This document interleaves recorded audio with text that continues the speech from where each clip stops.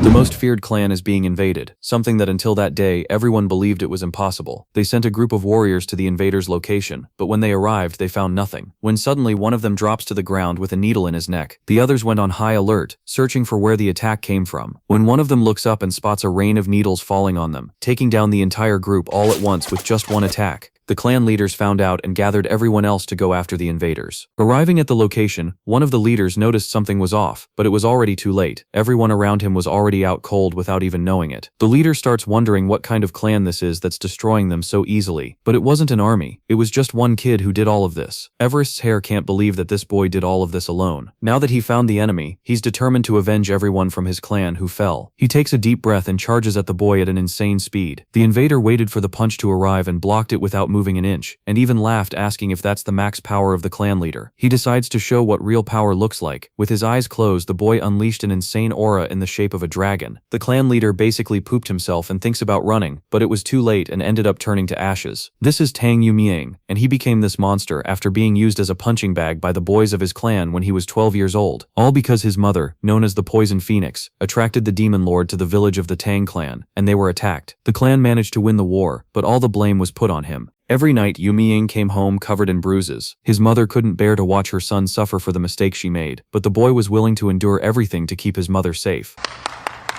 He was going through all of this alone because his father couldn't take it anymore and took his own life, so now it was only him left to protect his mother. The next day, he received his special massage from the same boys again. A psycho girl shows up with a bunch of needles, and they decide to start torturing Yuyang. Yuyang shoves multiple needles into him, injecting poison into his body. The pain was unbearable. It felt like he was burning from the inside. After hours of torture, they all left and abandoned him there. He knew he couldn't close his eyes because he was terrified of never seeing his mother again. He was almost ready to give up on everything, until a sword appeared right in front of him. He didn't understand it at first, but when he stood up and touched the sword, an insane energy was released. What happened is that this sword is actually his, from a past life. The moment he touched it, he remembered everything. He was a master swordsman who, after 100 years of fighting, reached the absolute peak of the sword arts. Now the sword had returned, bringing all the knowledge from before. The next day, as he was leaving home, his mother was scared he would get beaten up again, but he turned to her and said to relax, because this time it was going to be different.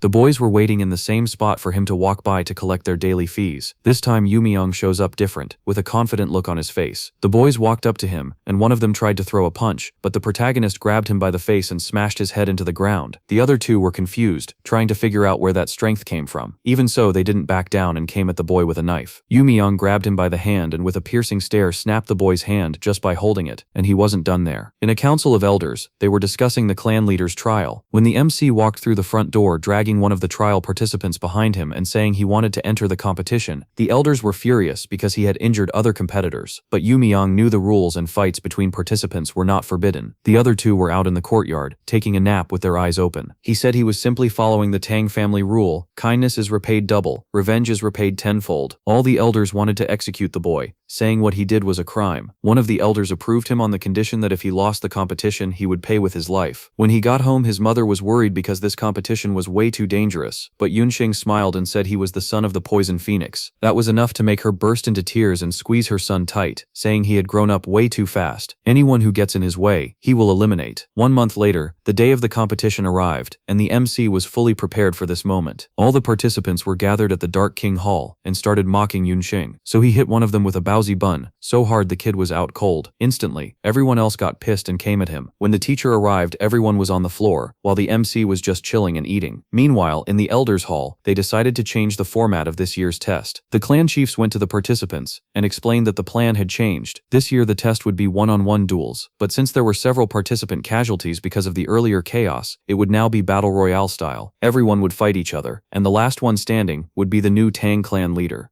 Elsewhere in Sichuan, inside the Black Death Alliance's territory, a meeting was being held in the main hall of the Dark Moon Sword Sect. The speaker opened by saying everyone was busy, so he'd be brief. The topic was the Tang family. Someone asked if this was about the young leader competition. Another said the Tang family was in such bad shape that their leader could wipe them out any time if he wished. For now, though, he was leaving them alone because they still had some use. Even so, those children were the Tang family's future, so if something happened to them, it would be a serious blow. Someone in the hall judged the elders' plan favorably. Another said that even weakened, the Tang family was still dangerous, so they shouldn't move openly. But if they simply followed the carriages and cut down the buds the family was trying to raise, that alone wouldn't be a major enough hit. The young leader contest lasted 4 full years. If all those carefully trained children died at the very end, that would cripple the Tang family. A woman asked if they planned to handle it the same way they did with the Jiggle family or the Muangyodong family. The Dark Moon Sword Sect leader agreed and said,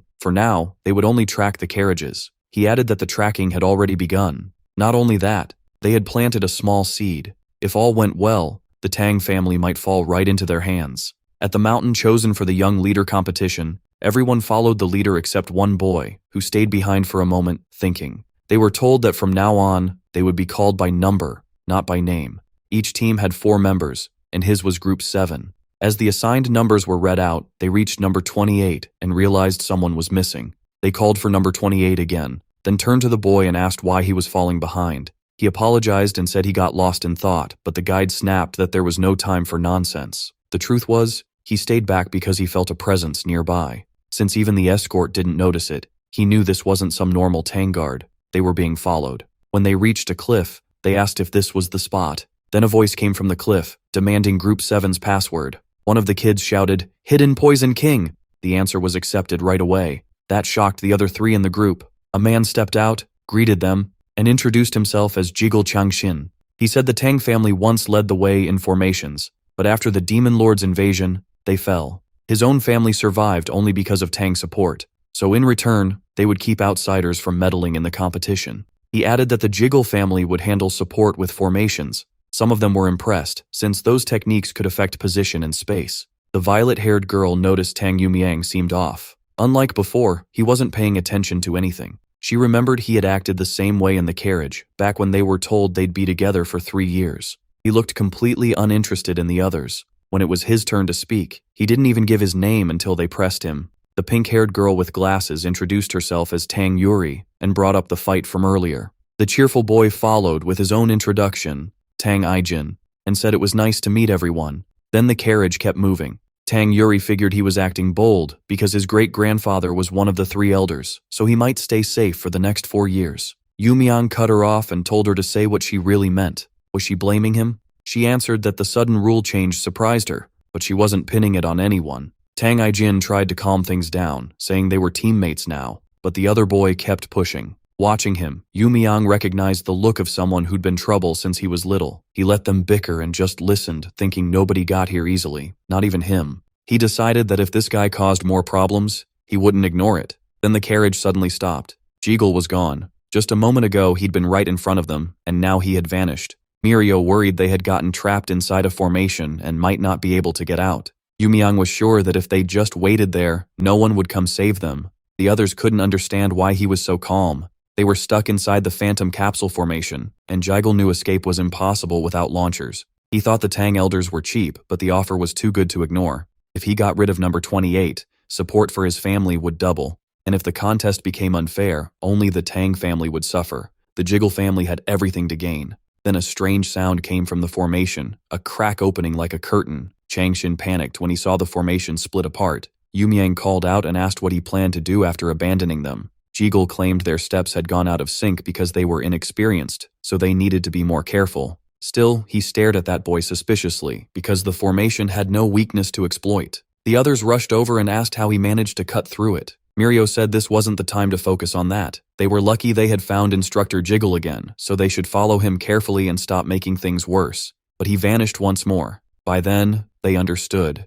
Jiggle was running from them inside his own formation because that boy wasn't someone easy to fool. He couldn't believe a 12-year-old had such strong spirit. Then he spotted a light, assumed it was the exit to the training grounds, and hurried off, hoping to leave them behind for good. Once he reached another area, he relaxed. He was sure they couldn't possibly follow him there. Then someone called his name, and he knew this was bad. It was Group 7's official supervisor, Tang Wenjin, asking why he was lying on the ground and whether he was all right. Jiggle quickly asked about Group 7. Where were the participants and what had happened? He told himself to stay calm. He had prepared for this. He said Group 7 probably wouldn't be joining the competition. He had waited a long time, but they never arrived. Maybe bandits or wild beasts got them. Accidents happen. So it seemed the event would have to continue without them. But before he could finish, the formation started breaking again. The supervisor noticed too. Jiggle barely dared to turn around. Pretending to be shocked, he told Wenjin to let him check first, but his formation was already collapsing and he had no time to run. How could the Jiggle family's greatest formation, the 7-locked Ghost Dome formation, be torn open by Yomyang using only a short blade?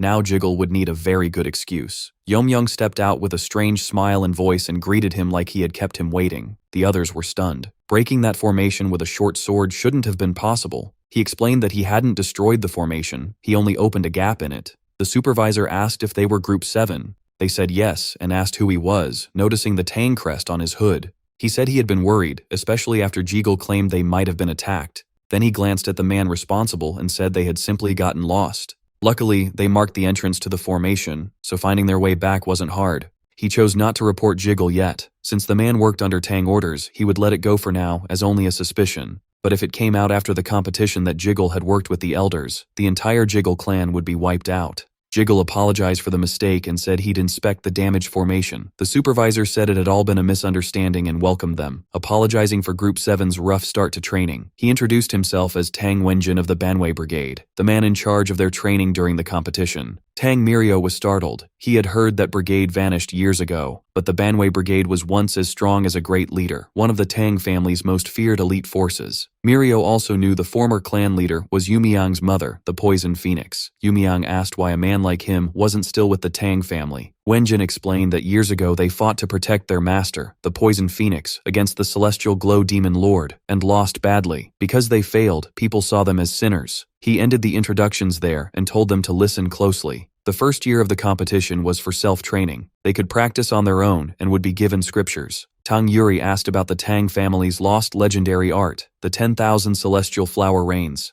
Wenjin said that technique was only passed to the one who became clan leader, and even then, it was incomplete. Yumyang knew it was a hidden weapon art that attacked like a storm. It sounded a lot like sword control, so maybe he could copy part of it. Wenjin added that the elders would teach them the core of the 10,000 celestial flower rains little by little, if they could handle it. From now on, their lives would be all training, whether together or alone. Tang Yuri then asked the obvious question. Where were they supposed to sleep? He told her, in the forest, unless she expected to train from a soft bed. Comfort wouldn't make them stronger. Right now, learning to survive harsh conditions mattered more. With that, he told them to begin training however they judged best.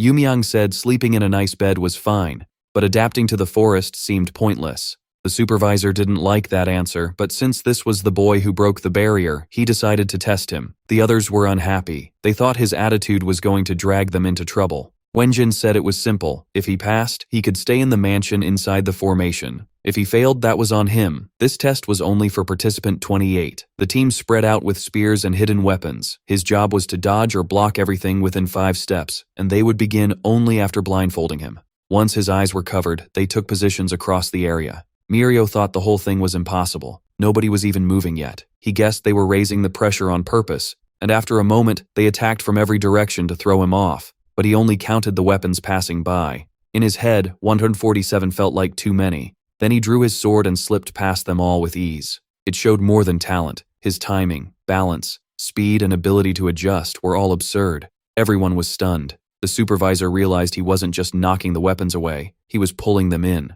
After stopping everything, he removed the blindfold and calmly asked if he had passed. Watching the full path of the weapons and how he handled every one of them, the supervisor was left speechless. Even after being called, he needed a second to snap out of it. Then he simply said the result was final. He declared that the boy had passed and could rest in the mansion. To him, it felt like he'd just seen a monster. Some thought the reward was fair, but others complained it was unfair for one teammate to enjoy comfort alone. Yomyang didn't care at all. He broke into a huge grin and started laughing. Then he said he hoped the mansion served all kinds of food. His teammates were not happy to hear that. The supervisor, though, liked that they hadn't lost their drive. He started thinking that child might really be the chosen one. Yomyang told them his past now meant meat with every meal. Deep in the dark forest, wolves were eating what they had hunted, but there was something off about that prey. Before long, the wolves began to suffer strange side effects. One by one, they dropped until none were left standing. Then the 3 kids surviving in the forest rushed the wolves. They were amazed by Ijin's poison skills. Thanks to her method, they had dinner.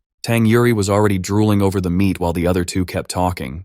About 4 months had passed since they first came here. Since then, they'd been struggling to survive. and the first beast they ran into was a bear. They often couldn't catch anything and had to live on roots. When they finally made a successful hunt, they almost cried. It was rough, but somehow they managed to find shelter too. They guessed Yomyung was probably having an easy time somewhere else. Mirio didn't even want to hear his name, but Ijin was still curious. Mirio guessed he was just wandering the forest alone. Anyway, they'd see him at the mansion sooner or later, and when they did, he'd pay for it. Still, Ijin admitted that if he kept training, he could become much stronger. Then Mirio noticed something was wrong. The meat was gone. Both of them turned and glared at Tang Yuri. She was lying there sick after eating all of it by herself. When she noticed their faces, she told them to move. They were blocking the starlight. Meanwhile, in the mountains of Gangnung, at the Seven Braids training ground, even at night Yomyung was still training. He rested when needed, but once he started, he went all in.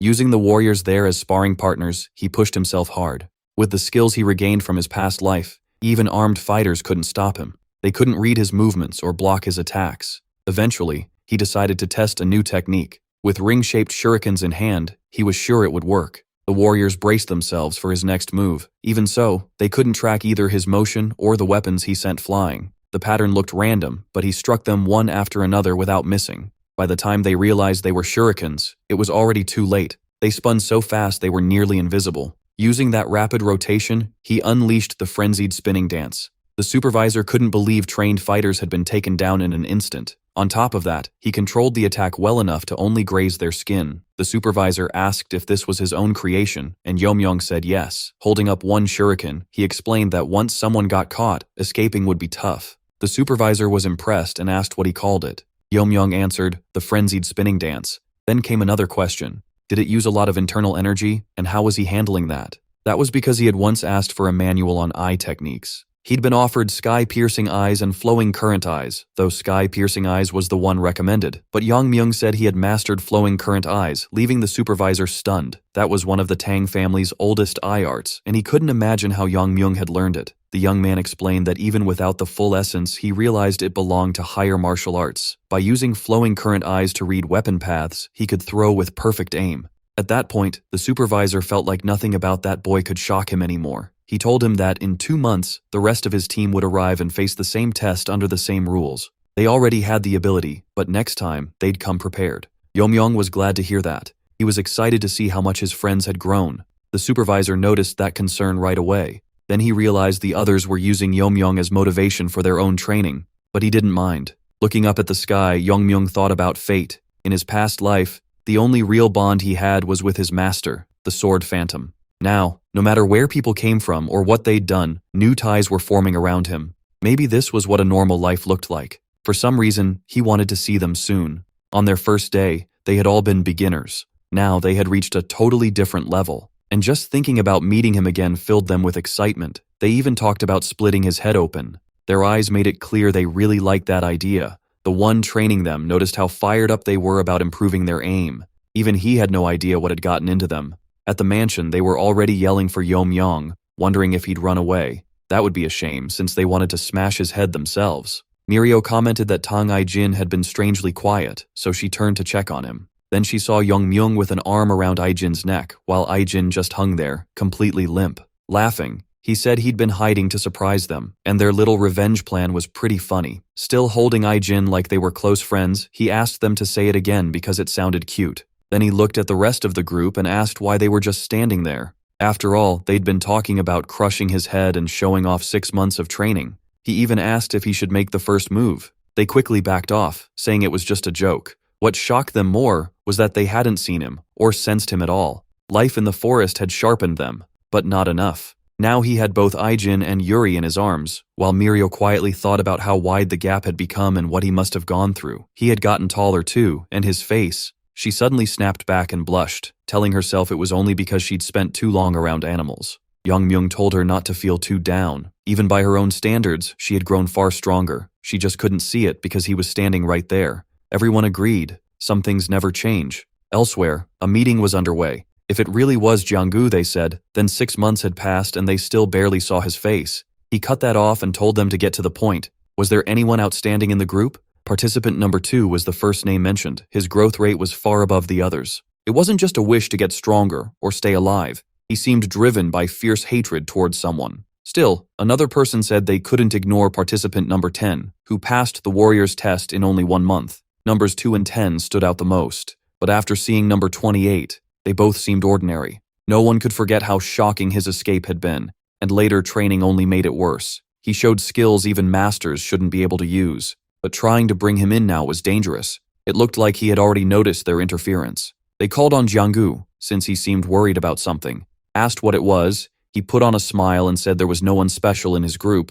though maybe they should change the subject. Still, they needed a puppet they could control. He suggested recruiting number 2 and linking him to his niece. Since the boy hit his face because of an injury, winning over someone like that shouldn't be hard. If they helped him win the contest and become the Tang clan's young leader, then tied him to his niece, Jig would officially become part of the Tang family's outer branch. That would give them room to interfere in Tang affairs. It would expand the Tang family's reach and protect their own interests too. In the end, they planned to merge the families. That was why they were backing the Tang clan competition. They decided the meeting had reached a good stopping point. As for number 28, he was too valuable to discard. If he survived the contest, they would try to guide him toward revenge. They even considered taking him in as a son and giving him the position of Jige clan leader. Meanwhile, training continued. Their accuracy kept improving. Tang Mirio thought that staying in the mansion had pushed their training even harder. Even if the workload had doubled, it was still worth it for a decent night's sleep. Aijin and Yumiyang had gone to the lab, and people said Aijin was dragged there against his will. When Mirio heard he was swearing revenge, she actually admired it. After all, he was the best poison maker among them. In the lab, Aijin bragged that he had put his whole soul into this poison. He said it was no joke, so he was baffled when Yumiyang picked up the bowl. Then he started drinking the poison in one gulp. Aijin couldn't believe it and wondered if he'd gone insane. Someone grabbed him and shouted for him to spit it out, but Yumiyang just stood there with his cheeks full, calmly watching Aijin panic and asking if the poison had kicked in yet. Then he decided to spit and blasted it right into Aijin's face. He asked why the guy kept shaking him like that. After a moment, it became clear the poison had done almost nothing. Smiling, he asked if this poison was really supposed to be that weak. Aijin, now terrified, snapped back that it was strong enough to melt even internal organs, but he could only stare at the boy standing there perfectly fine, still smiling, and now suggesting that maybe Aijin's poison was just mediocre. Hearing the yelling from the lab, the girls realized something had gone completely wrong. Tang Aijin was stunned and angry. Yongmian was drinking the poison like it was just alcohol. When the bowl was empty, he showed it off and said it had done nothing. Then he asked if there was anything stronger. Since none of it worked, he even started wondering if he was immune to poison. But it wasn't simple poison immunity. This was the Tang family's core art, the madness of poison refinement. For someone trained to handle poison like that, getting poisoned normally would be the strange part. The Tang clan were poison masters, and in his case, the poison entering his body was turned into internal energy instead. That was a level only reached through deep understanding. Still, weak poison barely helped at all, so he always needed stronger kinds. There was still a lot to settle before he could live the normal life he wanted. If he chose, he could even wipe out the Elders, but if the Black Death Alliance or the Celestial Radiance Demon Lord moved in, he couldn't promise victory. He had no personal hatred for the Black Death Alliance, yet their grip on Sichuan meant they couldn't be ignored. Their leader was called a once-in-an-era genius, and had already destroyed 3 of the 9 factions. If he still had his former power, beating that man would be easy. But he wasn't there yet, and if he wanted to keep living as a man, then Aijin would need to make poison far stronger than what he had just taken. His thoughts paused when Aijin claimed he could make the Tang family's 10 poisons, and that instantly caught his interest. Aijin snapped back, saying that even though Yongmian carried the clan leader's blood, he knew nothing about the 10 poisons. They ranged from the 1st to the 10th, and the 10th was strong enough to affect even transcendent masters. That was why the elders kept them split up and controlled. Those poisons were too dangerous for anyone to handle lightly. Yongmian smiled, touched his chin, and thought now that was a poison worth having. He asked if Aijin really didn't know how to make the 10th poison, but Aijin answered that no one could just make it. Yongmian clicked his tongue, saying it was disappointing since the poisons he'd been given didn't even make him feel full. Annoyed, Aijin explained that the poison was so dangerous its use was mostly forbidden anyway. Somewhere else, Yumian was being grabbed by the throat by a young man demanding to know what she had done to him. He soon started coughing hard, clearly hit by a powerful poison. Looking down on him, she coldly told him to repeat what he had said about her face. Then the reaction got much worse. His body burned from the inside, like he might burst apart at any second, before he began to break down. The poison finished him off. He collapsed, turned to ash, and crumbled apart. She looked pleased. The poison her grandfather gave her was one of the 10 poisons. Touching the ruined side of her face, she smiled darkly. She remembered the pain from that day all too well. The anger never left, and she planned to make Yongyang suffer in this poison game. Before long, another half-year passed. That made a full year since he began fixing his weaknesses, but the real test was only starting now. Next came the announcement that each team had to choose a leader, which caught the girls off guard. The supervisor explained that it was time to name a temporary leader. Until the third year, each team would pick one, and that person would stand for the team in a life-or-death match. The strongest participant would take the role. Still, not everyone would enter the goo poison match. Selection would be based on results. For Team 7, the choice was obvious. Number 28, Tang Yuyang. He was named their leader right away. Tang Jihai added that he wasn't just the practice leader, he was also one of the top contenders overall. The supervisor reminded them this was only a temporary post, so nobody argued. Then he called number 28 forward and asked if he understood. He opened a box, showed him the reward, and told him to take it. It was the Tang family elixir known as the Celestial Heart Pill. Made from the root of a 100-year-old ginseng, the Celestial Heart Pill could greatly boost internal energy. The other three on the team immediately asked why something that valuable was being handed to Yongyang. The supervisor said it was a privilege given to the temporary team leader in the Tang clan. He also admitted he had especially high hopes for Tang Yuyang, but the boy asked if there was anything else besides the pill, and when told no, he refused it. An elixir wasn't what he wanted. He was after something else. The supervisor couldn't believe anyone would turn down such a reward unless it simply didn't help them. Yongyang answered right away. He wanted a deadly poison, the strongest they had, ideally one of the Tang family's 10 poisons. Later, when he came back, the others looked for the elixir but only saw weapons. He explained that he had asked for one of the 10 poisons. Since that was denied, he took the weapons instead. Tang Mirio rushed at him at once, ready to punch him in the face. She thought he should have brought back the elixir, though the others argued his choice should be respected. Aijin smugly said the elders would be happy the Celestial Heart Pill hadn't been wasted, but Yongyang stopped him. He said he hadn't returned it. A few hours earlier, in the weapon storehouse, the supervisor handed over what he requested and asked if that would do. Yongyang admitted he was disappointed it wasn't the strong poison he wanted, but if this was all he could get, he'd take it. The supervisor found that strange since everyone else chose the elixir. Then Yongyang asked what would happen to the pill. The answer was that it would be sent back to the Hall of the Medicine King. He hadn't changed his mind.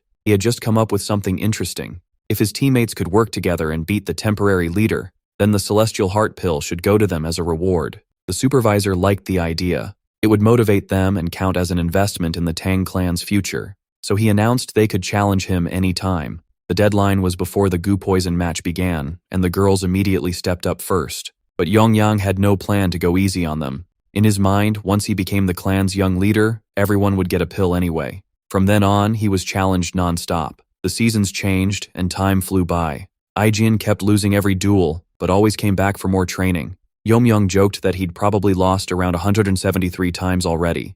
Mirio thought he never seemed tired. His breathing didn't even change. Tang Yuri had already given up competing, and now she mostly just came to watch Yomyang. Her teammate agreed. It had become pretty fun to watch. After another win, he held out his hand and asked if Aijin finally accepted defeat, especially since he was getting closer to becoming the clan's young leader. He said he didn't know the other teams, but he still couldn't picture himself losing. Then someone asked if he'd start ignoring them once he became young master. The supervisor thought the whole team had grown a huge amount over the past year. He also reminded them that since Yomyang was now team leader, he had to enter the goo poison match the next day. So he told him to make his final preparations. 3 years had passed since training began, and during that time other teams had been disqualified or outright killed. Compared to them, every member of this team had survived and done well. Their growth was said to rival the Banhui Brigade, giving them every reason to be proud. The supervisor said he had already explained the goo poison match many times, but he would go over it once more. Up to now, poison use in training had been banned. In the goo poison match, though, even extreme poisons were allowed. From that point on, the competition became a battle of each fighter's deadliest skills and cruelest tactics. At last, he received the poison he had asked for. Ijin warned that a single drop could kill anyone else and made sure he understood just how deadly it was. Worried, he told him to promise he'd win, while still half-jokingly trying to punch him in the face. Yomyang caught his hand and pressed his own face into it. With a faint bruise on his nose, he promised. Then he added that until the competition ended, the only people allowed to hurt him were them. Under the eyes of the other three, he stepped through the passage prepared for the competition site. Elsewhere, someone else was thrilled. The day of the match had finally come. Yongryong held a vial of poison and said the 10 poisons she was preparing had given her a new ally. She recalled the moment a formation was opened so someone from the Jiggle clan could speak with her. She asked how they planned to help. Since the goo poison arena was built on her family's formation, they could shift it to a better position for her. Still, she wasn't foolish. She knew help like that had a price, so she asked what they wanted in return.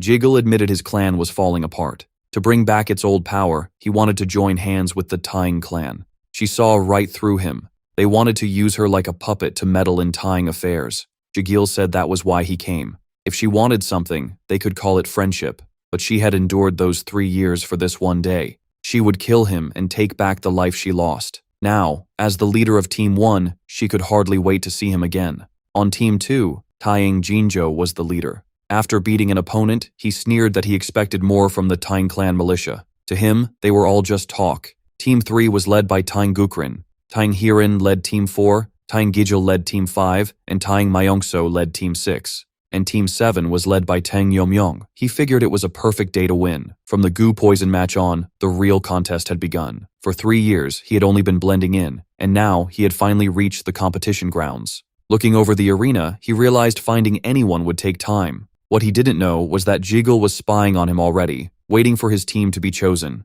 Jiggle stared at him and thought his talent was being wasted. But the clan had already made its decision, so he would have to kill him fast before he became a problem. Then Yomyong suddenly looked right toward Jiggle. For a second, Jiggle felt their eyes meet, but that should have been impossible through so many layers of formation. The next thing he heard was a blade. Yomyong's short sword shattered the formation in one strike. Feeling that creepy gaze, Yomyong wondered if the Jiggle clan was behind it. He remembered the supervisor's warning. No one except the participants was supposed to interfere in the goo poison match. But he had heard that clan had been meddling since the start of the tournament, so they might try something here too. Whatever they were planning, he'd deal with it later. Once the poison match ended, he could drag the truth out of them. Somewhere else, someone was shaking and gasping, even hidden behind several layers of formation. If they hadn't cut off the formation's vision in time, they would have gone blind. He had sliced straight into the core of the formation space. The man had never seen sword skill like that. They had made a terrible mistake. That boy was not someone he could face, and if Yomyong noticed their intent, revenge would come for sure. Elsewhere, a wounded girl stumbled out of the forest with a heavy sigh. She cried that she had no idea how she ended up in this mess. She didn't want to be torn apart. All she wanted was a decent result, join the clan's forces, and help her poor parents. That was why she was here. She never wanted to become the young clan leader. She had planned to give up and leave, but then that guy suddenly showed up and said it was nice that everyone was in the same place, then attacked all of them at once. After that, surrender didn't matter. His goal was simply to wipe them out. She figured it no longer mattered who she ran into. Maybe the other team leaders were still alive, so she would just surrender. She was about to give up, but then she thought about what would happen if he came back as the young leader. As she muttered to herself, she felt a presence. The man who had beaten the others and wounded her appeared with a smile, saying she thought too highly of herself. He added that her movement was quick, but not enough, because her internal energy was pathetically weak. Showing off his trophies, he told her she was no different from the rest. In desperation, she yelled, asking why he was going this far. None of this was needed. They were family. That meant nothing to him. He never saw himself as part of the Tang family of Sichuan, and while she stood there terrified, he killed her. Elsewhere, Yongmian moved through the trees looking for a place to stay. He found a cave with no sign anyone had used it. Inside, nothing triggered his senses. This was good enough. He wanted to reach the transcendent level as fast as possible. He sat down to meditate. His body had matured by now, so there shouldn't be any side effects. To reach that level, he needed 2 things: enlightenment and enough internal energy to open the poison meridians. His past life had already given him the enlightenment, and thanks to the poison I Jin made, his internal energy had grown a lot too. So every condition was ready. He began breaking the seals on his poison meridians, releasing all the poison-refined madness he had stored up. The internal energy burst out with huge force. Normally, this kind of breakthrough brought unbearable pain, joints breaking and rebuilding again and again, creating a whole new body. But since he had gone through it once in his past life, the second time hurt less. As the process continued, everything around him glowed. It was a good thing he had kept cleansing his meridians. If any impurities had been left behind during ascension, he'd have gone into battle reeking. Still, for a first step, this wasn't bad. He decided to test his body outside. Staying clean and healthy had been important even before the match. There weren't many visible changes, but his power was much more efficient now. He tested it on a large rock and confirmed it. The internal energy flowed far better than before. It was time to move. Elsewhere, Tang Yuyang stood on a tree trunk, looking down at another fighter he had been hunting. He asked why someone who had trained so hard was still so weak. The man cursed his luck. Of all the people he could have met, it had to be this monster. An orphan raised as the Grand Elder's grandson, Tang Yuyang's favorite student, and every bit as strong as the rumors said. He had attacked first, thinking he had a chance, but couldn't even touch Yuyang's collar before ending up like this. Staring at him, he knew it was over. Still, one thought kept bothering him. Why was Yuyang hunting that guy right now? That guy was Tang Yuyang. Just thinking about not running into him made the injured man feel safer. Seeing him smile, Tang Yuyang asked what was so funny. Did he still have some hidden trick? The man said no. He was only thinking of someone even scarier than Yuyang. Yuyang took that as an insult. He said maybe he should become even scarier, then asked if the man wanted to hear something interesting. He casually revealed that he was actually a spy from the Black Death Alliance. The injured young man was stunned he would say something that huge out loud. Since he now knew the truth, Yuyang couldn't let him live. Yuyang said the man looked ready to die anyway, so he might as well hear his name first. He was from the Great Silent Black Sword clan. After that, he prepared to finish him. Kneeling on the ground, the young man suddenly opened his eyes. The one about to kill him couldn't move at all. Tang Yuyang said he had sensed something strange and came to check it out, only to find a familiar face. Looking at the injured young man, he asked if he was Jian Jiao and whether he had recovered since their last fight. The young man stared at him in confusion and asked who he was. Years ago, this spy had been planted in the Tang clan. By pretending to be an orphan, he would get adopted, rise through the ranks, and quietly remove later candidates to weaken the clan from within. If he completed the mission and returned, his whole side would honor him. Now he lay on the ground, feeling like his insides were melting. Yuyang looked at Jian Jiao and wondered if this was the one who had done that to him. Tang Jian Jiao asked if he was really Tang Yuyang, and he confirmed it.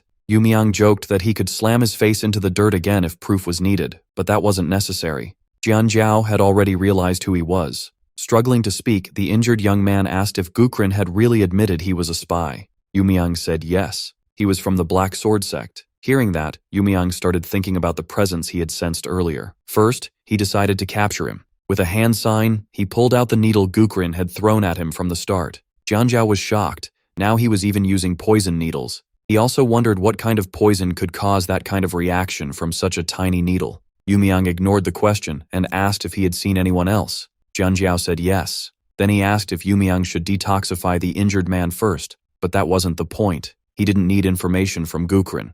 If he really belonged to a dark group like the Black Death Alliance, his purpose was obvious enough. Just listening to Yuyang, Jian Jiao could tell he had changed a lot. Jian Jiao worried about the old conflict between them, but it seemed Yuyang no longer cared. Still, before he could finish, the young man on the ground reacted and tried to rise. Jian Jiao bowed deeply, apologizing with real regret for what happened before. Yuyang told him to forget it. The past didn't matter to him anymore. Jian Jiao said he knew that wouldn't erase their history, but he still needed to say he was sorry. Again, Yuyang told him not to worry about it. Then Jian Jiao's eyes widened. Fearing for Yuyang, he warned him that danger was coming. But Yuyang had already felt that presence. The wounded enemy decided that if he was going to die, he would drag both of them down with him. He lashed out wildly, thinking he had struck someone, shouting that he would at least take one with him. Jian Jiao cried out, thinking Yuyang had been hit. The attacker believed it too for a moment, until he realized it had only been an illusion. He had sensed Yuyang's presence, but guessed wrong.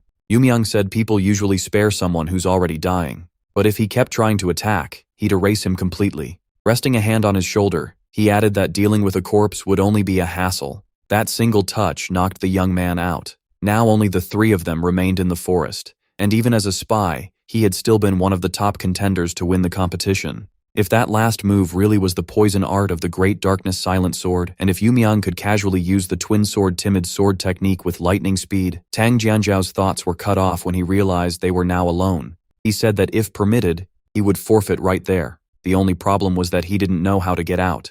Yuyang opened a way for him and told him to leave. No goodbye needed. Seeing that he could even control formations, Jian Jiao thanked him for sparing his life. Yuyang watched him go, and even wished him luck. At the Black Moon Sword Sect headquarters, a spiritual orb could tell from far away whether someone was alive or dead. The youngest had one implanted in him, and now it showed that he was dead. He was born from the sect leader's affair with a servant, yet he had more talent than all his other siblings. Once the wife learned that, she feared he'd replace her chosen heir, and tried to kill him over a dozen times. That's why he was sent to live as a spy inside the Tang clan, and his father regretted not doing more for him. If nothing else, he could avenge him.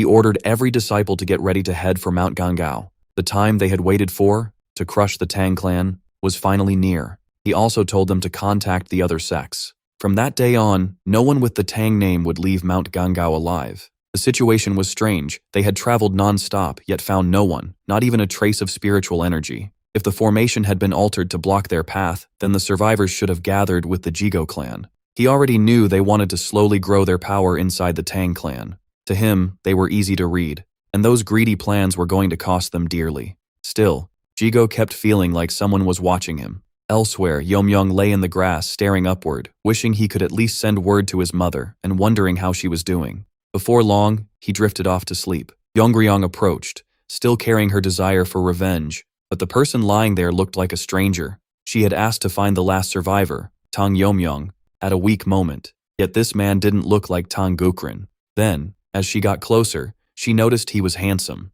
After watching him a bit longer, she thought he might be Changshin's nephew from the Jigo clan. He kind of looked the part. Putting something in her mouth, she felt it was a shame his face would be ruined, but there was nothing else to do. Then she released one of her strongest poisons. With him apparently asleep, she warned him not to be so careless. The contest would only end when one person was left. Without even opening his eyes, he said he wasn't sure she was ready for this, and grabbed her by the neck. He rose and forced her to her knees, asking if the Jigo clan was backing her. While everyone else was killing each other, she'd likely been hiding somewhere safe, waiting to strike the last weakened survivor. Tightening his grip, he demanded to know what deal they had made. She was stunned that he had sensed her coming. He coldly told her that if she wanted to live, she'd answer and hide nothing. He asked if she didn't want to breathe. She could only think that this wouldn't have happened if fear hadn't made her drop the drug.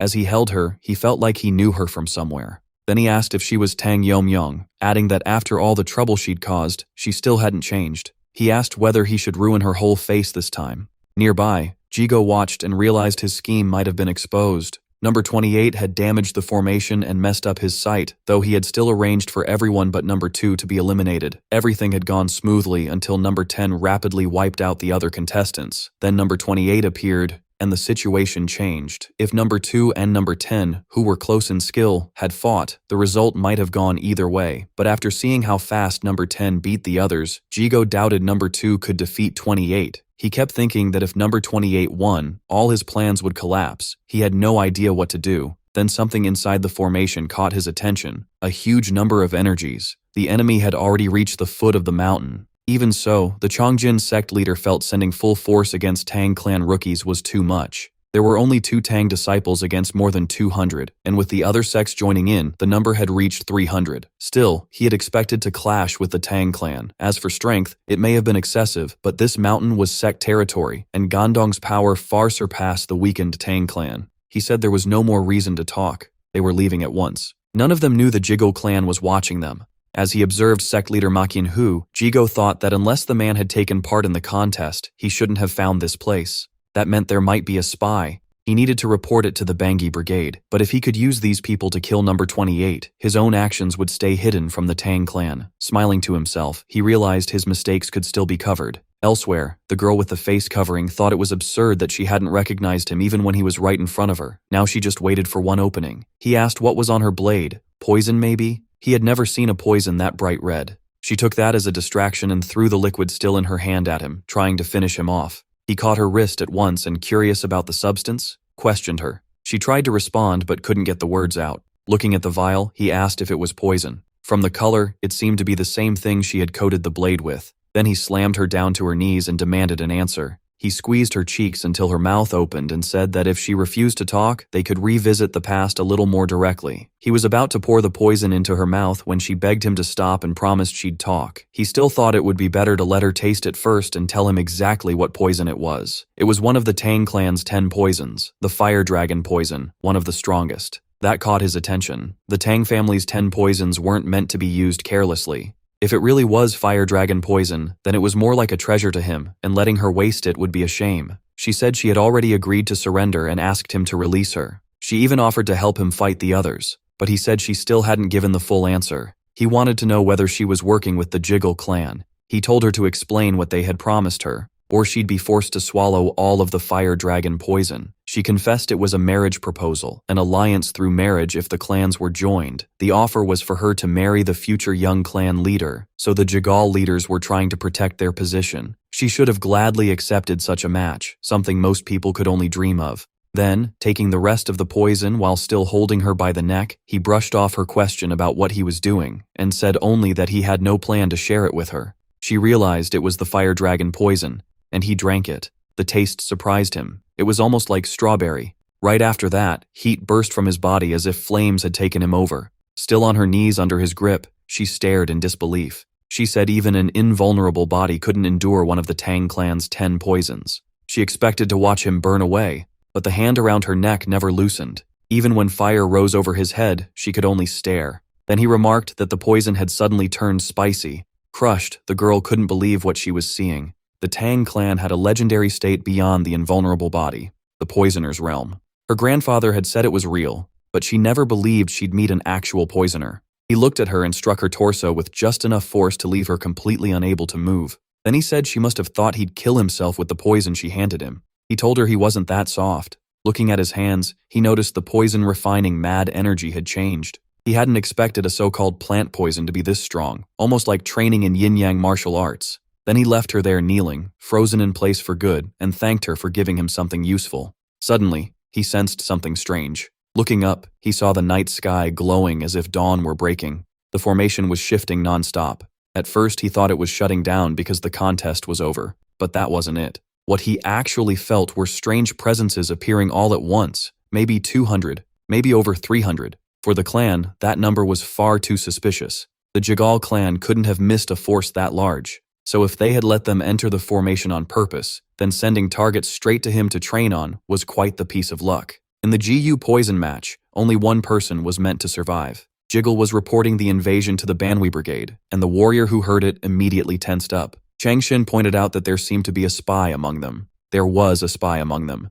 They already knew the enemy's identity and numbers, about 300 in the main force, led by Mak Injuk of the Black Moon Sword Clan. But why were people who should be in Sichuan here, and how had they found a place hidden by the 7-lock ghost formation? Still, this wasn't the time to wonder about that. They had to stop them fast, but Jiggle said that was the real problem. Asked why, he explained he had never expected this. If the intruders entered the formation where the poison match was happening, no one outside could interfere. They would have to trust the young clan members still inside. All they could do was pray the youths survived the crisis. When the Black Moon sect leader saw his youngest son lying there, he exploded with rage. The Changjin sect leader said the signs proved they had come to the right place. From the wound, he guessed the attack came from a needle. There were barely any signs of a fight, so the victim had been taken down before he could resist. Furious, the Black Moon Sword sect leader roared for everyone to search the whole formation and wipe out the Tang clan rats. He was sure one of them had spotted their arrival and gone into hiding. If anyone found a target, they were to report it at once.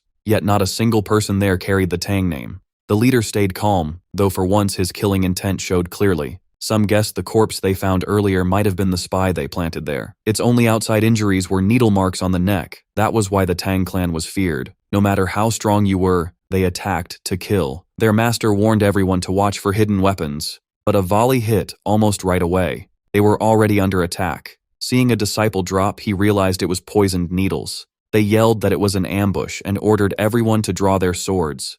But they couldn't tell where the strikes were coming from and shouted for the attacker to stop hiding. They kept warning each other not to relax, but it changed nothing. Needles poured down on them, and there was no way to dodge them. Wave after wave of poison needles tore through the group, sparing no one. Yomyung was pleased. He was using the single palm poison technique, and its killing power was incredible. At least against ordinary foot soldiers, it worked perfectly. With a flick of his hand, he pulled back every needle. He also liked the flow technique. It used very little internal energy to scatter poison needles. As he left, he decided this combo was the best. Now he only had to find the group that went east. Soon, reports came in that every search team had been wiped out, all with wounds like needle strikes. It looked like they had all died from the same deadly poison as the first corpse. Every single group had fallen the same way, and before they could understand it, word came that the Western Lookout had also been destroyed. Hearing that no team had made it back, the Black Moon Sword Sect leader began to think hard. That was all the men they had. Yet in just 1 hour, around 100 had been killed by the same method. Someone asked if one person could really have done this. If there were several fighters like that, things were even worse. It felt like a Tang clan master was hunting them. He realized the hunters had become the hunted, so he called Zhang Banju and gave him command. Since Zhang used spectral throwing techniques, he would prepare for an ambush himself. He couldn't afford to lose more disciples and told him to handle the rest. Then he noticed something strange. There was no presence anywhere. The silence felt wrong. He was angry. They kept losing men and gaining nothing. Maybe retreating now was the smarter choice before the damage got worse. He said they would leave within an hour. Not long after, a voice answered him. Looking up, he saw a man on a tree branch, and unlike what he hoped, that man had no plan to let any of them go. Fear grabbed him. He couldn't understand how his senses had missed that presence, so he shouted for everyone to dodge immediately. He was trying to save as many men as he could, but in an instant, they were all struck down, and the losses became massive. Only the leader was left, and Yongmian asked what rank he held. Even Yun Yun Hyuk, the Changjin sect leader, was fully alert, yet he still hadn't sensed the moment the boy dropped from the tree. One look was enough to know this was the one behind the earlier slaughter. He didn't look like some old master though. The sect leader guessed the attack might be a kind of void absorption, but that realm was something only a high master who had reached enlightenment should be able to use. Then he noticed the boy didn't attack again and instead paused to recover. That meant the technique must burn through huge amounts of internal energy. Hope suddenly returned, and a smile crept onto his face. The boy was overconfident. He said he had never heard of someone like him in the Tang clan. Yongmian answered that it didn't matter whether he had or not. That reply clearly shocked the sect leader. Yongmian coldly said a man about to die had no need to know his name, wiping the confidence from the leader's face. Enraged, the sect leader snapped that if this brat wanted death so badly, then he would gladly give it to him. He gathered himself and sharpened every movement of his technique for maximum force. His breathing slowed as he focused. Certain one strike would finish it, he stepped in and attacked, but the blow was simply blocked. He couldn't understand how his full power move had been handled so easily. Yongmian sneered and asked if that was really his strongest attack. If he wanted, he could take a little more time. Maybe he could even raise that pitiful power a bit. This traces back to long before the competition. After the Spearhead sect, one of the 9 clans, fell to the Black Death Alliance, Zhang Jinbong joined them on his own, and they valued his skill in personal techniques. They polished those techniques further until, by the time he met the syndicate leader on his journey, Zhang Insung's signature art, Shaking the Peak, had completely changed. But the old name no longer fit. Since it now belonged to different hands, the syndicate leader said it should rise to the heavens, and the Black Death Alliance leader renamed it Heavenly Quake Palm. That was the technique passed down by the syndicate leader, and yet a young man had crushed it with ease. The boy from the Tang clan just watched him calmly. Yongnyang unleashed the fire dragon poison. It was one of the deadliest toxins, carrying the breath of a fire dragon. If someone could control it with poisonous aura madness or sword-like killing intent, that power would be terrifying. The Changjin sect leader couldn't grasp how a youth could hold such monstrous force and still struggled uselessly against the blocked strike. He simply couldn't accept that Heavenly Quake Palm had lost. But the truth was simpler. He wasn't strong enough to endure it, and his body shattered into petrified pieces. Yongnyang saw what just a small amount of one of the 10 poisons could do, and found it very useful. Since the fiery poison chi carried heat, he figured it should be called Fire Poison Strength. Then he wondered who he should burn to death next. He had no plan to let any of them leave alive, so wiping them all out first would be easier. The surviving soldiers hated hearing that from someone so young. They demanded to know if he was the one. Was he the guardian disciple who killed the youngest? They remembered his threat that he would leave no ashes in Gangdong or anywhere else. Even after watching him beat their leader so easily, they still thought they had a chance. Orders went out, and they formed up around him. From the center, he heard them warning each other about poison and hidden weapons, while others said they should wear down his strength first until they had him fully surrounded. Now Mok Injuk, the Black Moon Sword sect leader, was set on avenging his youngest's painful death. The men already lost couldn't have died for nothing. This boy had to be killed, but Yongmian still didn't move. He just stood in the middle and waited for them to come. The formation they used reminded him of old training. He answered with the dance of the whirling dog, pleased at the chance to try something new. Sand started rising around him. Then he vanished from the center of their circle. Panic spread as they tried to find him. When they finally did, everything had turned red, and there was nowhere left to run. Even the sect leader was shaken. He hadn't seen the move at all. One young man was throwing the whole battlefield into chaos, and more enemies rushed in to avenge the brothers already killed. Lifting a hand toward them, he asked if he could borrow their swords. The moment he said it, the blades crumbled like dust. By now, they were calling him a monster. How could he destroy swords without even touching them? He turned the shattered blades into tiny fragments and controlled each area with pure intent, making the broken pieces spin like weapons. Everything rotated around him, and nothing could reach him. This was the peak of the Tang clan's hidden weapon arts.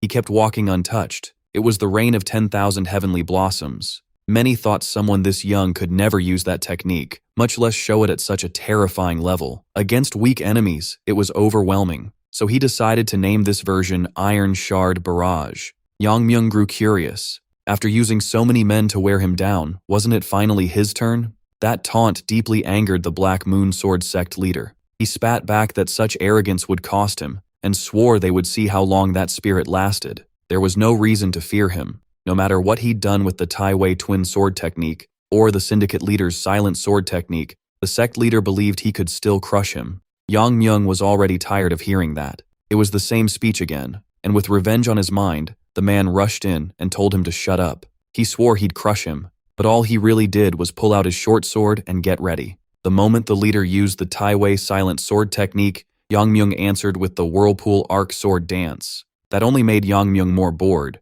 Seeing his attacks treated so lightly, the sect leader got even angrier. He unleashed the final move of the Tai Wei silent sword, but Yang Myung stopped it with a single short blade. That one clash was enough to leave the Black Moon Sword sect leader drained. He couldn't understand how a dagger had blocked the twin sword technique's strike. Yang Myung calmly said he knew a bit about swordsmanship and had already read the flow of his sword intent. Then, almost kindly, he decided to show him how the move should really be done. He performed it properly with just a short blade, leaving the sect leader stunned. He couldn't believe Yang Myung could use the silent sword technique at all. Now that the proper form was clear, Yang Myung's strike swept through only the space around him. He added that the sword's killing aura was so strong, he figured it had been made to kill from the start. To him, there was nothing hard about controlling it. The sect leader stared down in shock. Even he had needed to master the ultimate twin sword technique first. Then he remembered the man Yang Myung killed a few hours earlier had used that same art. Yang Myung said he didn't know much about them, only that they served the Black Death Alliance. Any martial art they learned could be turned into a higher form that matched its user. That was why so many people threw away their old lives to join the Black Death Alliance. As long as someone could handle killing energy, copying a technique like this wasn't that hard. With a smile, he said he'd even given him that kind of martial art, since Ryan Ju clearly didn't trust him much. He added that the man had done pretty well for someone who usually sat around doing nothing, so now he'd show him a move in return. And he warned him not to be too shocked. That only made the Black Moon Sword sect leader uneasy. He had no idea what Yang Myung was about to do. Yang Myung explained that once someone reached the transcendental level, the size of the sword no longer mattered. Mak In-hoo had thought he was winning, but even then he was shaken. That boy's talent was terrifying, and now Yang Myung was using the Blade River technique. The Black Moon Sword sect leader had years of experience and fought with 2 long swords, yet a boy with a short blade still left him speechless. He listened as Myung spoke of the power he now had. It wasn't because of his body, it wasn't the same as before. Mak In-hoo realized the silent sword technique carried power far beyond an ordinary blade. Then it hit him. The young man handled blade energy with ease, used Blade River, and had already reached the final stage. Knowing he was in real danger, he turned and ran, desperate to live. The young Tang clan member called after him, saying he wasn't escaping, just running in circles. Either way, it would end the moment he was caught. As a Tang clan member, Yang Myung felt it would be more fitting to finish him in a special way. While Yo Myung calmly got ready, the sect leader ran with everything he had. He couldn't understand it. No one had ever told him the Tang clan had a monster like this. How could someone at the final stage come from a fallen Tang clan? Ryanju wouldn't ignore this. Then he looked back and saw trees being cut apart behind him, as if to scare him. He had no idea what he was seeing. It looked like energy-coated rings, and those tiny circles were slicing through trees like soft tofu. Their speed was insane. Once those attacks started reaching him, he desperately tried to block them. He knew he couldn't avoid everything forever and would have to face it. He finally stopped and prepared to fight for his life, shouting for the spinning ring weapons to come at him. At first, it almost seemed to work. He was holding on. He refused to accept dying there. But the blows were so strong they cracked his sword, forcing him to deal with the silent sword technique at the same time. And when that damaged blade finally gave out, he started getting cut by the attacks. They tore through his body and even took some of his limbs. Still, even down to one sword, he kept fighting. When he noticed he'd managed to knock a few away, his hatred only grew. He shouted that the Black Moon sect wouldn't fall like this. Even broken, he believed that if he stayed calm, he could still plan for what came next. What comforted him was the thought that Myung must have used up a lot of energy. But then the young man walked over calmly and even praised him. The Black Moon Sword Sect leader realized that after using such a huge technique, Myung was still full of strength. Then, with a few hand signs, he sent those weapons attacking again. The sect leader saw the blades spinning even while stuck in the ground, and when they lifted back up, they kept spinning. He couldn't make sense of it. This wasn't a normal person. He had thrown away everything as a Tang clan disciple, devoted himself fully to the Black Death Alliance, and built his name there. Yet he still couldn't even touch that young man. In that moment, he started doubting everything he'd done. Knowing the enemy was finished, Myung waved his hand and called his weapons back. The rings slowly returned to his fingers, still spinning, without leaving a mark. Then he looked around to check if everyone had gone down while he tested those different techniques. Now that he was the clan's successor, teaching the people below him mattered too. For now, though, he had to leave things there. He still had loose ends to handle. He got ready to use one more technique, because he still had to deal with the elders who took his mother away. The Jiggle clan, which wanted to seize the Tang clan, also had to be stopped. Now it was an eye for an eye, a tooth for a tooth, and he began breaking apart the formation. Elsewhere, the brigade asked Changshin if there was really no way in. Jigul apologized and said they'd made things so no one could interfere. The supervisor and the rest of Myung's group were worried. Jigul knew his words were a lie, but he had to stay quiet until everything was done. Once someone entered that formation, the entrance was sealed. After the men outside were subdued and the people inside were confirmed, no one was supposed to leave the field alive. Inside were the Great Dark Silent Sword Sect and the Black Moon Sword Sect. Jiggle thought even number 28 would never make it back alive. It was a waste of talent, but while he talked about the Tang clan's future, he suddenly felt a familiar energy. He knew whatever was coming would be deadly for him. The supervisor and the others saw who it was and were thrilled. Tang Yuri threw herself at Myung, relieved he was alive, then reminded him that until the competition was over, only they were allowed to beat him up. Jiggle, though, was horrified to see number 28 alive. Myung stayed calm and greeted his friends, while Jiggle kept thinking this should have been impossible. How could 300 soldiers fail to kill one brat like him? But then Myung looked his way, and that single glance made him shake. He quickly hid behind his fan.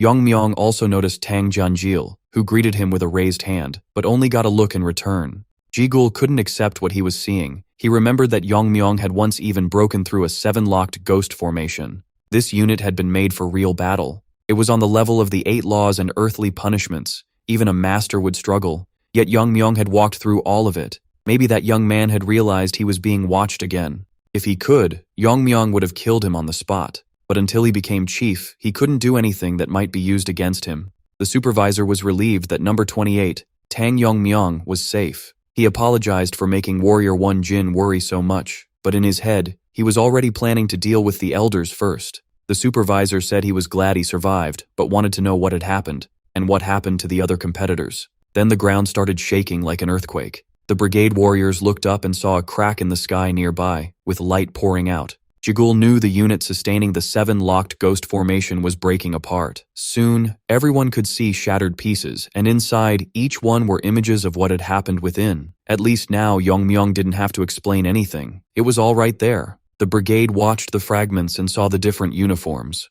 Most belonged to the Black Moon Sword Sect. The supervisor was stunned. Myung had really faced all of them alone. Then someone pointed out another figure. It was the leader of the Black Moon Sword Sect, and the double sword sheath on his back made it clear it was Mak In-hoo. The supervisor knew Mak In-hoo shouldn't have been able to beat that young man. Myung just said there had been a lot of them, but handling them wasn't that hard. The brigade leader said that sounded just like him. He had already gone beyond the level of a leader. He had taken down more than 100 enemies alone, and the Black Moon Sword Sect was famous too. His team said the leader's seat had been his from the start. While everyone was celebrating, Moon-chan only felt useless because his arm had been ruined. He was still full of resentment toward Tang Yumiao, thinking he was just trash who once struggled because he couldn't learn martial arts. Then, as he kept wondering how someone like that could go this far, he heard that the tournament was over. They announced the winner, number 28, Tang Yumiao, and asked if anyone wanted to challenge the result. Moon-chan did, but in his condition, all he could do was stay quiet and wait. Since no one stepped forward, they declared the whole match fair and complete.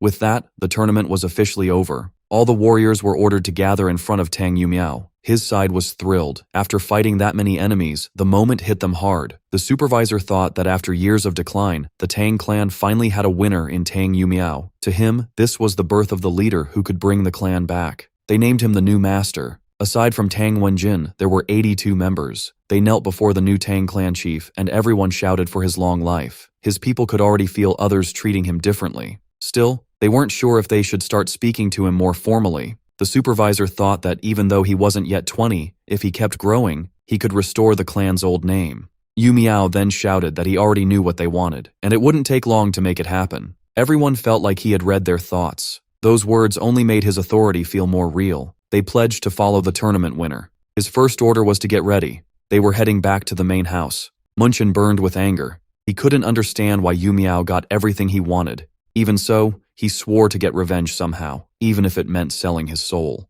After a while, everyone left, and only the bodies remained. Tai Hu from the United sect looked over the corpses, mourning his leader. He said he had rushed over as soon as he heard what happened. Then several others arrived and told him he shouldn't be wandering around alone. They reminded him he was now at the top and needed to act like it, but he said he could barely hear them and found the whole thing strange. Hyunzo told him to stop dodging the point. He said no one could sleep beside a mountain of corpses, and added that he planned to leave the place at once. Still, Hyunzo found it hard to believe that more than 300 people had been wiped out. He muttered that an old eagle beats a young crow, just what you'd expect from a clan that once had real power. What made it stranger was that the Tang clan had fewer than 100 members, and this happened in an open area. Something this big should have been noticed, so he suspected they had been sent there on purpose. What he didn't know was why. On top of that, the Blood family had even sent expensive gifts for the tournament. Unless someone was hiding something, they couldn't be sure of anything. The leader said he hadn't realized the Kang family's blade art had fallen this far. So many were killed by a single dagger. That shocked Hyunzo even more when he heard one person had done it all. There was no way his eyes were being fooled. Most of the bodies looked like they had been taken down by sword techniques, but some never even drew their weapons, meaning they died in seconds. They needed to find out who did it, so they decided to go to Sichuan. Hyunzo worried they might run into that person on the way. The leader brushed it off, asking if he'd forgotten how he reached the top. He said protecting himself wouldn't be hard, so there was no need to worry. Hyunzo knew it wasn't that simple, but he still worried about his master. He told him that, fool or not, he truly believed he could handle a fight with that person. Even so, he felt his master was being too stubborn and should return to the clan first, or at least send word to the leader. Right now, the Black Death Knot Alliance was in the south and the demonic cult in the east. Even then, his master wanted to meet the one who caused this massacre. He started to think his master meant to use the Tang clan against the Black Death Alliance. Either way, he believed the Tang clan had already been weakened for a long time. Still, he honestly hoped things wouldn't come down to sword techniques. Elder Sanjandro listened as the warriors brought back the tournament participants. It looked like the contest had ended sooner than expected. He figured that child Yang, with her skill in the fire dragon poison, should have had no trouble winning. Then someone told him that Lady wasn't among the people who returned, and that startled him. People had expected the leader's grandson to win, but that girl had trained wildly after her face was scarred. Still, as long as they all came back, that was what mattered. Those people were important. Then they noticed the Tang family crest. These weren't regular warriors, which meant the tournament competitors had returned. They realized the competition was already over and were surprised at how fast time had passed. Looking at Tang Yuyang, they asked who he was, especially since the girls around him couldn't stop staring. One father spotted his daughter among the competitors and cried in relief. He also saw young Master Jianjil, who looked unusually happy. All around them, people found family and loved ones in the crowd, but when someone was missing, worry rose at once, and some broke into tears. Yumian understood those faces belonged to parents whose children hadn't survived. It made him think his own mother must be worried too. He wondered what he'd do if he went home and she didn't even recognize him. He even imagined her shocked expression. That happy thought was cut off when Tang Yuri called to him and told him to look to the side. She pointed toward the General Administration Department. Excited, she said the man with glasses over there was her father. Noticing his freckles, Yumian told her to take good care of him. As they got closer, she said she wasn't about to miss a chance like this.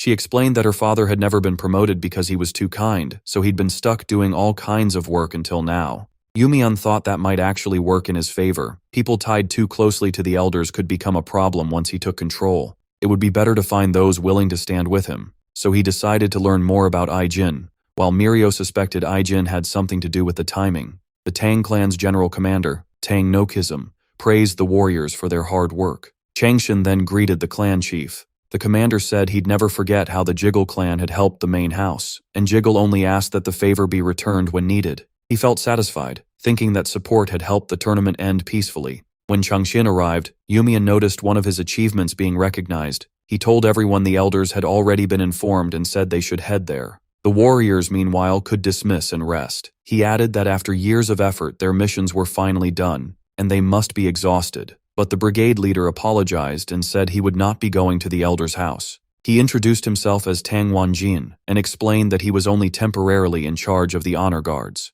The general commander stared at him and asked if he had heard right. He really refused to go to the elder's house? Tang Wanjin answered that the tournament rules only mentioned the winner and the Tower of Stealth and Poisons. Going to the elder's house made no sense. The commander demanded to know how a mere warrior dared talk about rules in front of him. Wanjin thought that if they objected now, then they were basically being told to ignore the elder's orders. Then someone stepped forward. Yumiang said that if someone in the main house held more power than the family head, then he wanted to know who exactly he, Tang Yuyang, the tournament winner, was supposed to be. The commander reported everything to the elders, who were stunned to hear that he had won. Even the general commander was sweating as he repeated it. The competitor and victor was Tang Yuyang.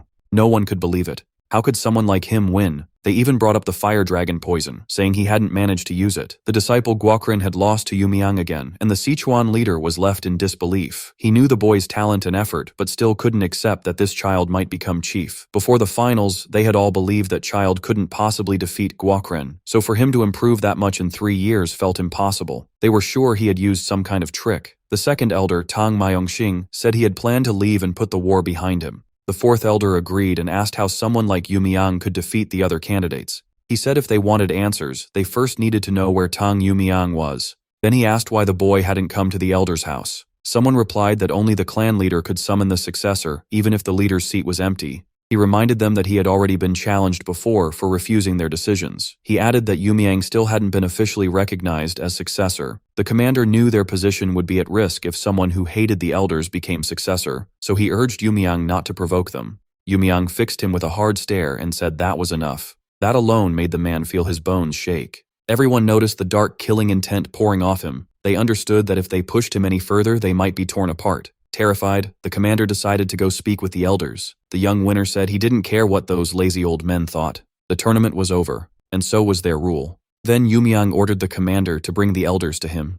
He also told him to make one thing clear: their reign was finished. One elder dismissed it as the arrogance of a stupid young man. Even the poisoned phoenix had to be careful around them. But he also saw a chance here. Since Yumiang still hadn't been officially named sect leader, they could question his behavior and strip him of his right to succeed. Just as he had suggested with the Tower of Stealth and Poisons, they needed to test what he was really capable of. The elder ordered the warriors outside to listen. He called the Great Elder's troops, the Second Elder's Integrity Unit, the Fourth Elder's Poison Unit, and the Fifth Elder's Shadow Unit. He also summoned the Blue Dragon Master to lead the Blue Dragon Force to the Tower of Stealth and Poison. They were going to challenge the council's authority and teach that arrogant boy how things really worked. He would find out who truly ruled the Tang family. The Dark King, Tang Jiaqi, could barely believe his nephew had won the contest to become the next Tang leader. Young Mian told him he had heard right. The Dark King had always felt the boy was special, even as a child.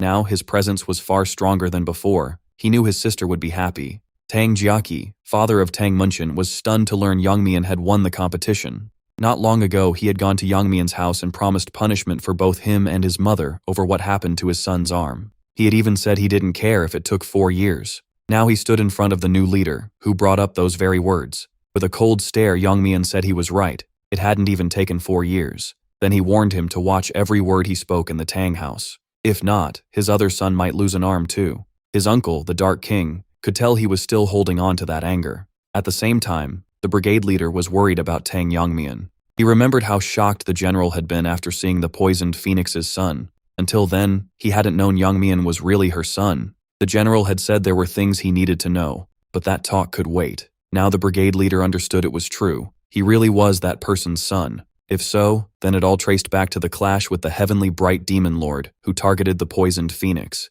The Tang warriors fought with their lives, but even with equal numbers, the gap in strength was huge. That land was thrown into chaos and ruin, and their resistance had been fiercer than expected. It was so brutal that even the leader died, and still, it wasn't over. On that tyrant's orders, they were told to release The enemy kept pushing forward, ignoring poison arts and not caring if they died. The Tang asked the elders for reinforcements against the heavenly bright demon lord, but the elders refused to help. If they had stepped in, the losses could have been smaller. Instead, those shameless elders blamed the phoenix, saying the clan would have suffered less if she had just obeyed the heavenly bright demon lord. Unable to join the battle, she still took the blame from the elder leader. Though she had done nothing wrong, she should have been there protecting the young lord in her care. He believed everyone had realized whose son this young man was, especially the ones who failed that day. It felt like fate had given them one more chance, and this time they had to. A loud voice suddenly cut him off and told him to stop. He recognized it at once.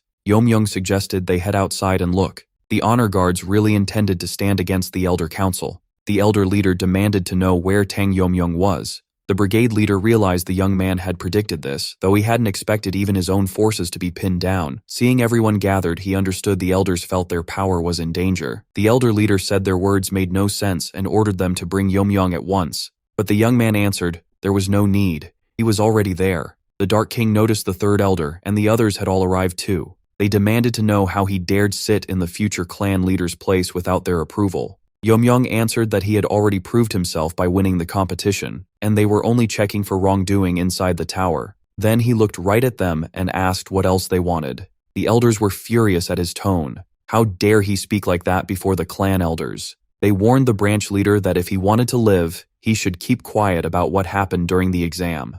Yomyang had already heard that what happened in the competition was supposed to be spoken of, so the clan's laws seemed looser than he expected. He added that maybe he had received an unfair advantage. One elder snapped back that the Black Moon Sword Sect had interfered with nearly 300 enemy fighters. If that still counted as fair, then what didn't? Yomyang explained that Tang Gukrin and Tang Yangryong had killed the other contestants, and he simply ended the contest by wiping them out. Since that interference came after the competition, he saw no unfairness in his victory. The elder flew into a rage when he heard the young man had killed his grandson.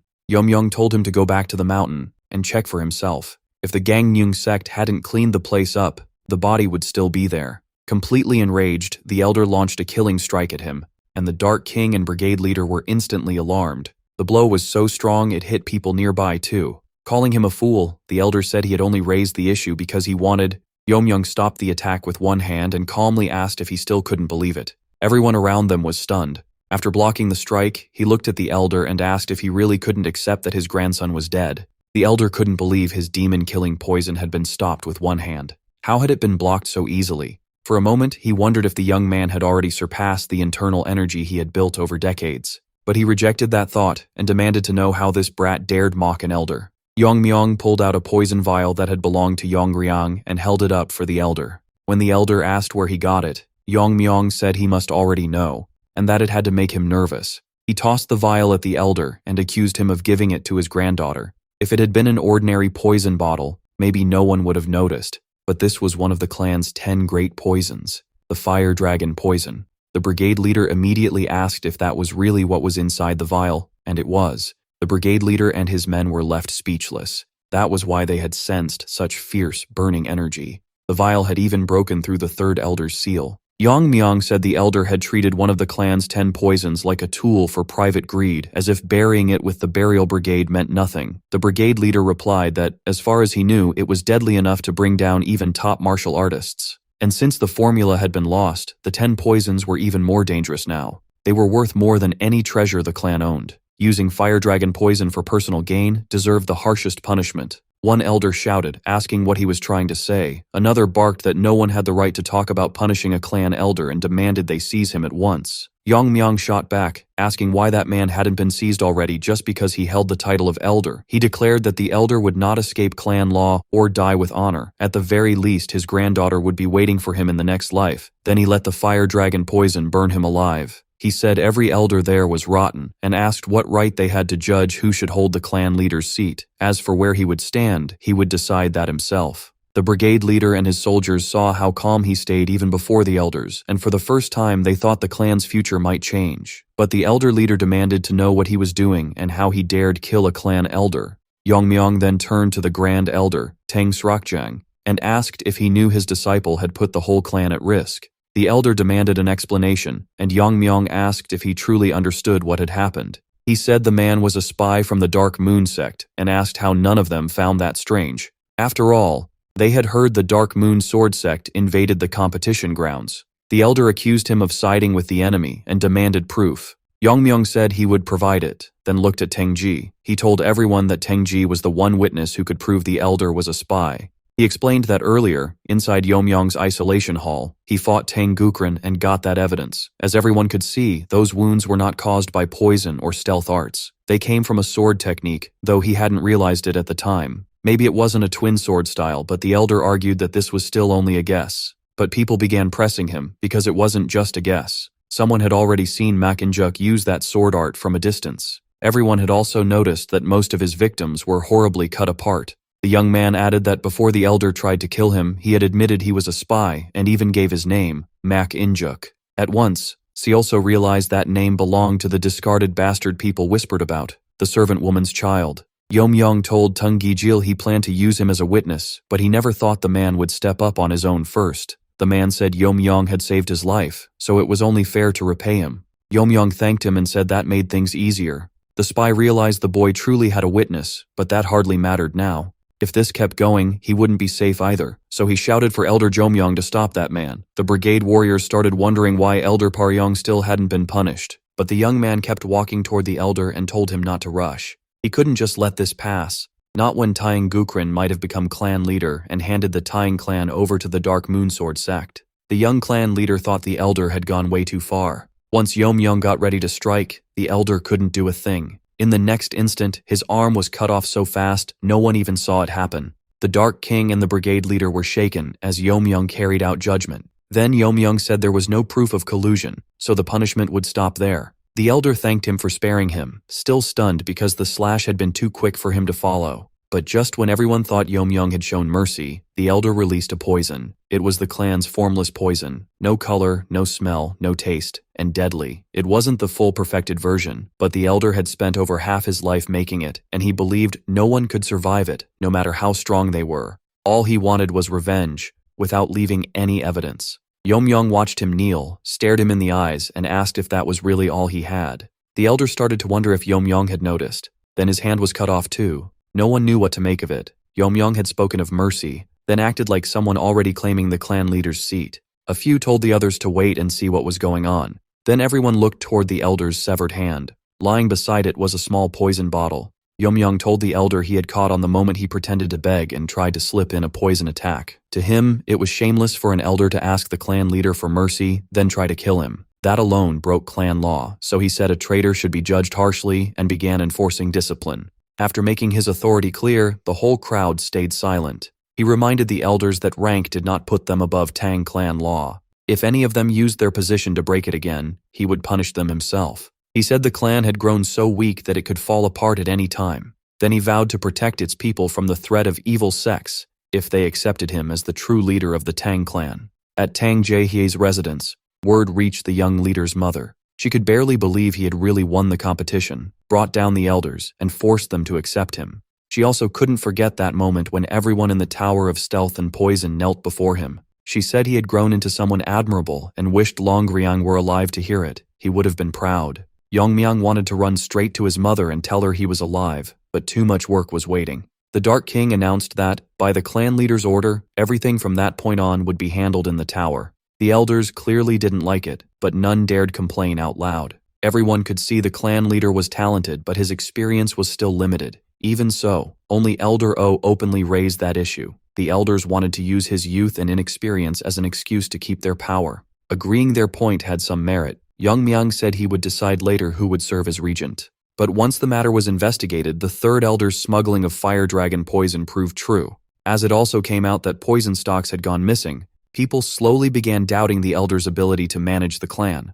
Control of the 10 poisons was then moved to the Tower of Fertility and Poison, stripping the elders of most of their power. Since Yongmyang had no interest in taking direct control of the military, the elders would still oversee those forces. But after one elder died, the direct command force and the sovereign spirit force no longer had anyone over them, so both groups were merged into the shadow troops and placed under the Tower of Fertility and Poisons.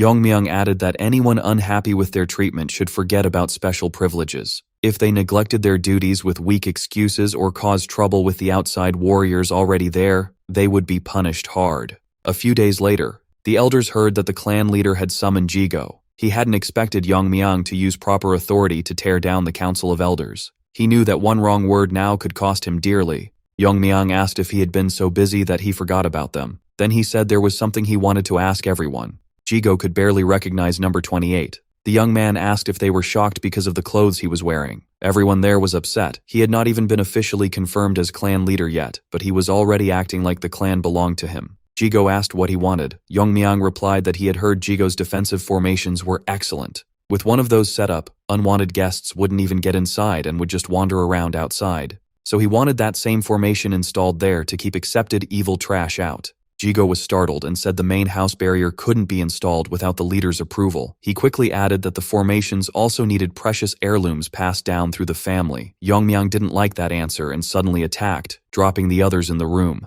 Terrified, Jigo rushed to say he'd install the formation, then glanced back at his fallen companions. He asked why the clan leader was doing this, and Yongmyang answered that he already knew about his deal with Tang Yuyang. Even though Jigo had the power to stop the Black Moonsword sect's invasion, he chose not to. He had planned to pretend it wasn't his problem. Yongmyang said he wouldn't waste more words. Jigo would install a defense like his clans around the Tang main residence. When Jigo tried to answer, Yongmyang cut him off and said this was not a small issue.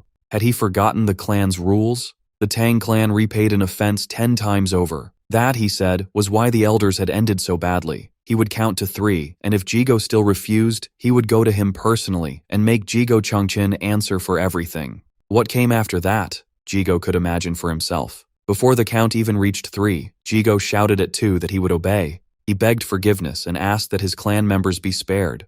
Yongmyang said he expected him to move fast. Then he explained why he hadn't called his own people sooner. Tang Mirio wondered why the clan leader had summoned him. Hearing himself called clan leader, Yongmyang laughed and thought they didn't need to be that formal. That helped Tang Yijin relax, and he put his feet up on the table. Tang Yuri then asked why they had been called. Yongmyang told her he had just named her father the new general commander. He said her father was clearly capable enough for the job. Shutting down complaints wasn't hard, he added, but it would become a problem if his praise turned out to be false. If her father played favorites, ignored his duties, or secretly took funds, that would be dealt with. He asked her to help her father settle into the role, though he believed the man would prove himself just fine. After that, he said he also wanted to know about Mirio and Yijin, which was why he had called them. Yongmyang explained that if there were highly skilled people being pushed aside because they lacked ties to the elders, they should speak now. He wanted such people under his protection, since it made no sense to keep elder loyalists close to him. Yijin said nothing, so Yongmyang asked if that meant there was no one in the medicine hall connected to him. Yijin hesitated, unsure if he should bring up the medicine hall king. The matter also involved Yongmyang, especially what had happened to his father. The people tied to poisoning the young master's father came from the medicine hall king's side. Tang Mirio said maybe he had heard wrong. Surely the medicine hall king couldn't be involved. Tang Yuri slammed the table in anger and demanded to know how anyone dared touch the clan leader's family. She said she'd deal with them herself. But Yongmyang told Yijin to keep talking. The medicine hall king was so cut off inside the main house that even the council of elders couldn't interfere. All poison and medical research was done there, and it funded itself by treating patients. It also supplied the money the clan needed, and the head of the medicine hall king was Yijin's grandfather. Back when his grandfather led it, one man visited him every day,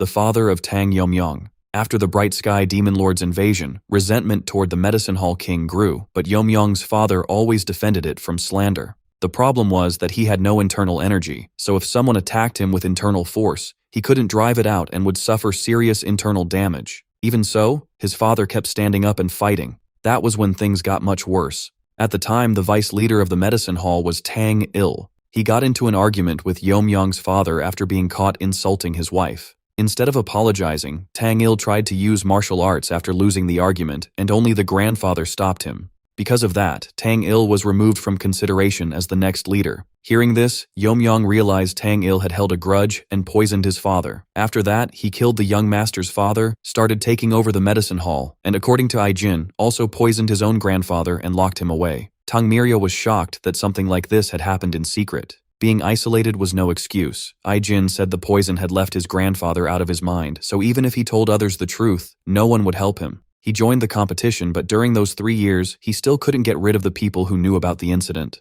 Now he wanted to check his grandfather's condition, but he was too scared to go. He also found it hard to apologize to the clan leader, and even harder to point out the talented people Yongmyong was asking about in the medicine hall. Yongmyong asked if he knew why the vice leader had kept his grandfather alive. Killing him would have been easier. If Yongmyong was right, then the medicine hall held a hidden branch that even the elders didn't know about. It involved an internal pill made from a mythical creature said to live in lava, the 10,000-year fire carp. Yuri said the name sounded familiar. Mirio, though, looked like he had never heard of it. Yongmyong asked what the final internal pill really was, and learned it was much more than something that just boosts internal energy. About 100 years ago, people said the lesser lord of Blazing Sun Palace took that pill and reached the fire realm because of it. That story was passed down for generations, but the poison inside it was brutal. If someone took it without removing the poison first, 9 out of 10 would die. So he asked if anyone besides his grandfather could keep the pill's power while clearing the poison. Crying, Aijin said yes. The current leader wanted to swallow the complete pill and rise to the fire realm. After that, he planned to leave the clan with his followers and start a clan of his own. Everyone knew that was basically rebellion. Yongmyong realized the realm that man wanted without true understanding was the fire realm.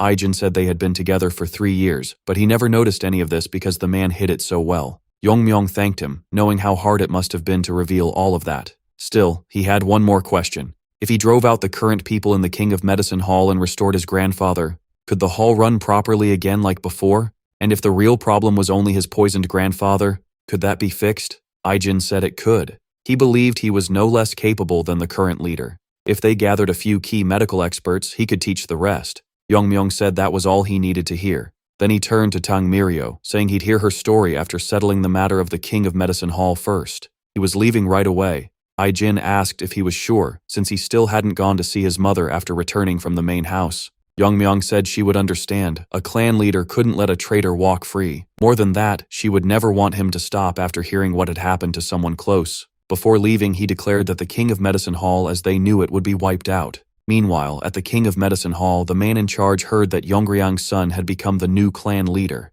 He figured anything tied to his crimes happened before the boy was born, so there was no way he would know. Even so, he was uneasy because Tang Aijin still hadn't come back. In the end, he decided his own life mattered most. He could kill Aijin whenever he wanted, but the real issue was the internal pill. To absorb it fully and reach the fire realm, he needed that cursed old man to talk. Even if the elder regained his mind though, he would never help, and if he tried removing the poison from the capsule himself and failed, he could ruin the whole pill. So he needed another way. While he was thinking, a loud commotion broke out. His men rushed in, shouting that the clan leader was causing chaos. They said Yongmyong was tearing through the entire hall, and people were begging him to stop. Yongmyong asked Aijin if he had found him, but he hadn't. Aijin said he searched the whole hall and found no trace of his grandfather. Furious, he demanded to know where his grandfather was. The people there only traded nervous looks and stayed quiet. Yongmyong warned them not to lie in front of him and told Brigade Leader Wonjin to take care of it. Wonjin solved it fast.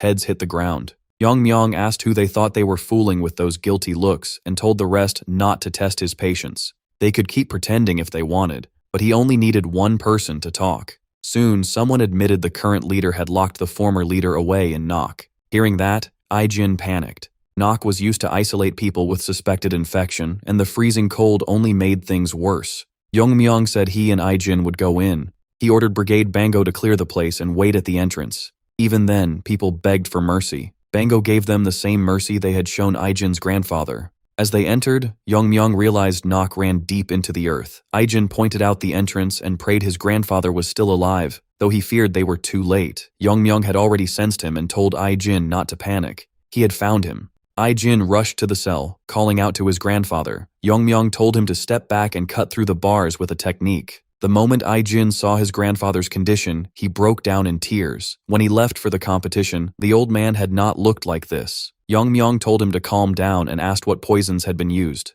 Aijin answered, subjugative poison and thunder madness poison. The second one attacked the mind. It was meant to drive a person insane, not kill them. And once too much time passed, there was almost no proper treatment.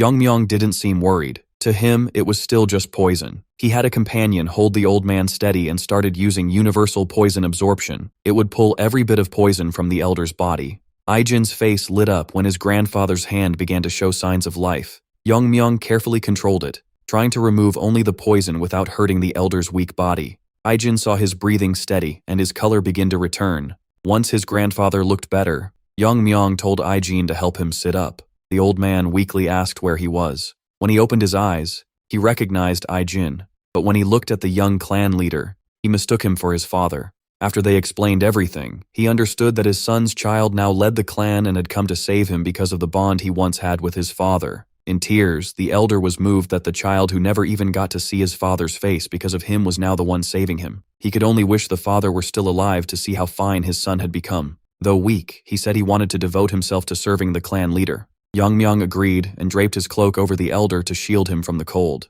He also said he was there to put the new leadership in order with the elder and Ijin. Then they stepped out, where people were waiting. The current leader of the King of Medicine Hall stared in shock that the old man was standing again and demanded to know how the clan leader could treat the hall's members so ruthlessly. He argued that the King of Medicine Hall was the one funding the Tang clan. Yeomyung asked if he still planned to keep acting after everything that had been uncovered, then said those words would be enough for his last. He turned to the elder and asked whether he had any final words for the man.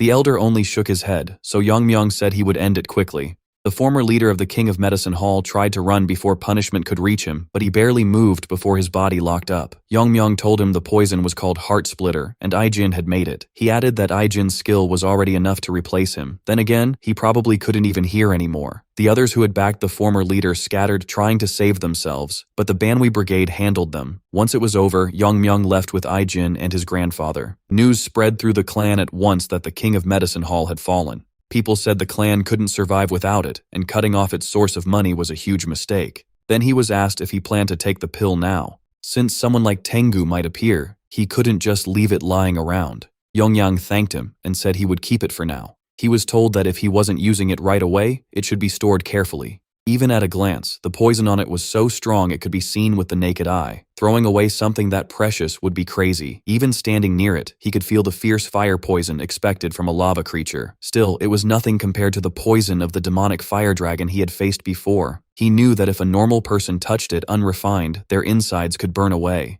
The poison was so strong that he decided it would be better to study it further, especially the 10 poisons. Watching the refining process, he could clearly sense the spirit's power. While he was lost in thought, someone knocked on the door. A voice said it was his mother and asked if she could come in. He told her to enter. When the door opened, he finally saw his mother again. She said she never thought she'd be able to return there. She was proud, saying she was truly lucky to have a son like him. He told her the place had always been hers, and she could come in anytime she wanted. Looking at her, he thought she was still beautiful. He also wondered how much she must have worried all this time. She pulled him into a tight hug and said she was so happy he came back safe. He smiled and told her of course he did. He was her son. In his past life, it had been different. He had no one to miss him, no one to think about as he faced death, and no one to share joy with, even at the very end. That lonely life had been full of regret. He remembered the time he was forced to bring her away. Everyone around them had been crying, and every face was familiar. What he carried then was the box in his hands now. He told her he had brought it as a gift. When she opened it, she immediately recognized it. A 10,000-year Fireclaw internal pill. She knew exactly what it was, and now all that was left was to use it.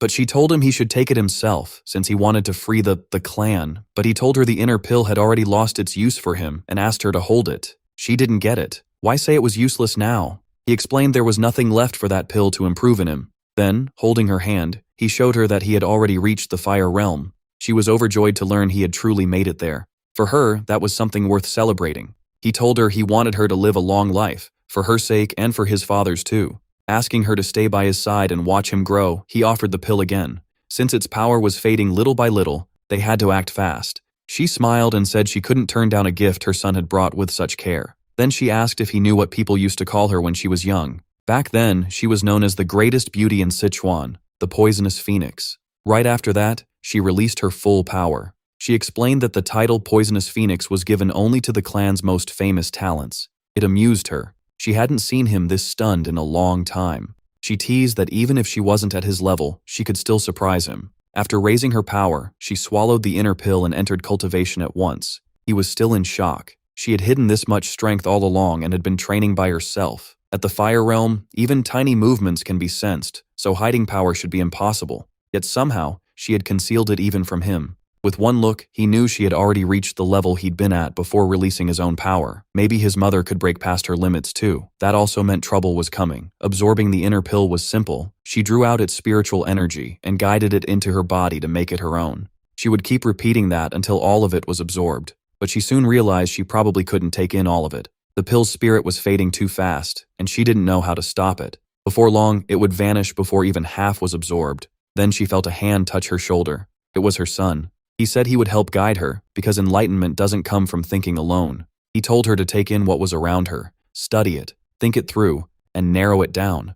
Then it could become a path to enlightenment. This time, he would give her a little push. That was when she felt Youngmyeon's energy. She sensed him touching the inner pill and blending with it, and in that moment understood the Tang clan's radiant heart technique of vital blue poison. Spirituality was just pure energy. Since it could change into anything, she didn't need to absorb it little by little. She could turn it into a form she understood and take it in directly, without going through the full cultivation process. After changing the energy, she guided it back into herself. Honestly, she really had been blessed with an amazing son. With his hand still on her shoulder, he felt the moment she finished and stepped into the fire realm. At the Tower of Stealth and Poison, the elders had gathered. Most of them were annoyed about being called in so early, only to be kept waiting. One elder grumbled to the King of Darkness, asking how much longer the clan leader planned to make them sit there. Even if the leader had summoned them, this was too much. The King of Darkness, uncle to the young clan leader, tried to calm everyone and said he should arrive soon. Not long after, word came that the leader was on his way.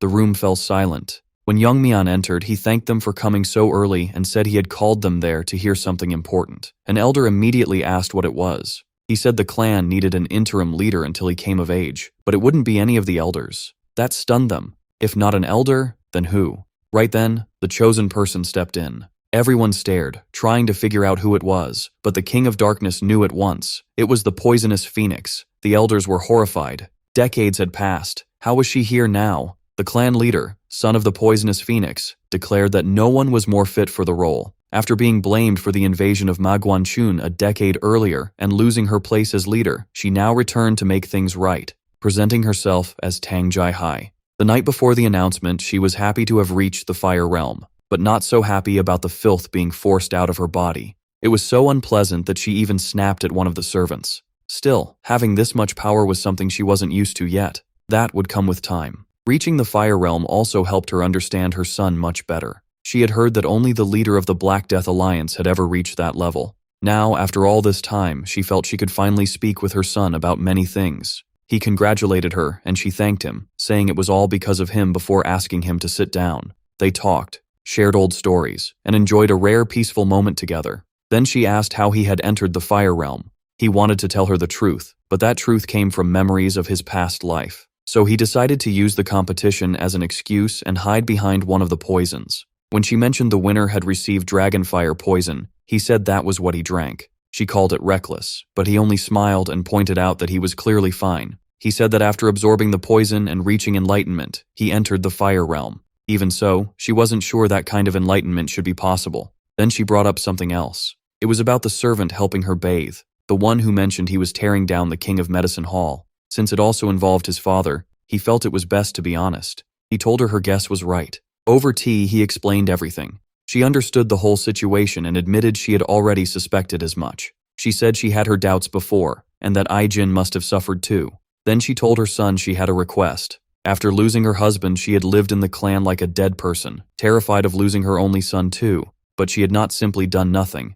If he allowed it, no one would ever dare covet that place again. She wanted to protect it herself. Back in the present, she stepped into the meeting hall, and every eye turned to her just like years ago. Her brother, the King of Darkness, looked thrilled to see her walk in again. Her son asked everyone to offer sincere congratulations to his mother, Tang Yuyang, then announced for all to hear that she would lead the Tang clan. One elder was horrified that she would serve as interim leader. She thanked them for coming and said she would only hold the position until the true leader was ready, because that true leader had trusted her with it. She planned to rebuild the clan's damaged foundation. With that, the meeting began, and from then on, Tang Yuyang moved boldly. She renamed the King of Medicine Hall after its collapse, and Tang Hoyol was assigned as a healer alongside his grandson. Yuri's father became general manager, and his first order was a full investigation into Gazan. Tang Yuyang was removed as head of the Tower of Poison Stealth, and anyone abusing their position was also cast out, elder or not. All of it happened in just a few days, and he couldn't help feeling proud of his mother. Thanks to her, the clan's inner problems were finally settled. At first, he only wanted a quiet life with his mother, but things kept changing around him. Friends he could trust, guards loyal to him, and more Tang clan members gathering at his side. Elsewhere, someone asked to speak with the leader. She wanted to discuss Mak Injuk. She said he was famous and known for his strength. Yo So-chung, leader of the Transforming Heart sect. Her request was simple: destroy them before Tang could recover its former name. But the Black Death Alliance leader, Yukil-jun, asked why he should. Yo So-chung argued that Mak Injuk had been as troublesome as ever, even after being warned to stay away from the Tang clan because it would be useful one day. Instead, he disobeyed and attacked them. Worse, he had stood against the leader's authority. So in the end, it was better that he died by the leader's hand, because if he had returned alive, punishment was waiting for him anyway. Back at his place, Yumyoung looked out over his home and thought about how many people he now had to protect. There was a time when just staying healthy was hard because of the way he was born.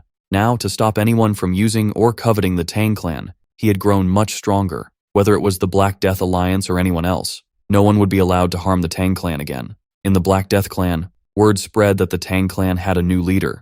More than that, it was the same person who had killed Mak Injuk, a man not easily beaten. He told her to send a letter to the clan, inviting them to Sichuan for the coming meeting. The head of the Tang clan would be invited as well. Later, Yumyoung thanked his mother for everything she had done to fix the clan from within. She admitted she had been nervous taking charge again after so long. He told her she had done great, but there was one thing bothering him. She asked why he had hidden his power like last time, saying he must have noticed because he had gone through it himself. He admitted her control was impressive, but now that she had to keep her strength hidden, she said it wasn't just about hiding power. This was the Tang clan's secret art, the Vein Concealment Seal. She wanted her son to learn how to hide his strength too, but he asked why he even needed that. She said the answer was complicated. Since the creator of that art was one of the Tang clan's ancestors, she had to start with his story. In a village in Sichuan, a plague broke out. There was no famine, yet people kept dying. Out of fear, they burned bodies without proper funerals. Soon the whole village was infected and waiting to die,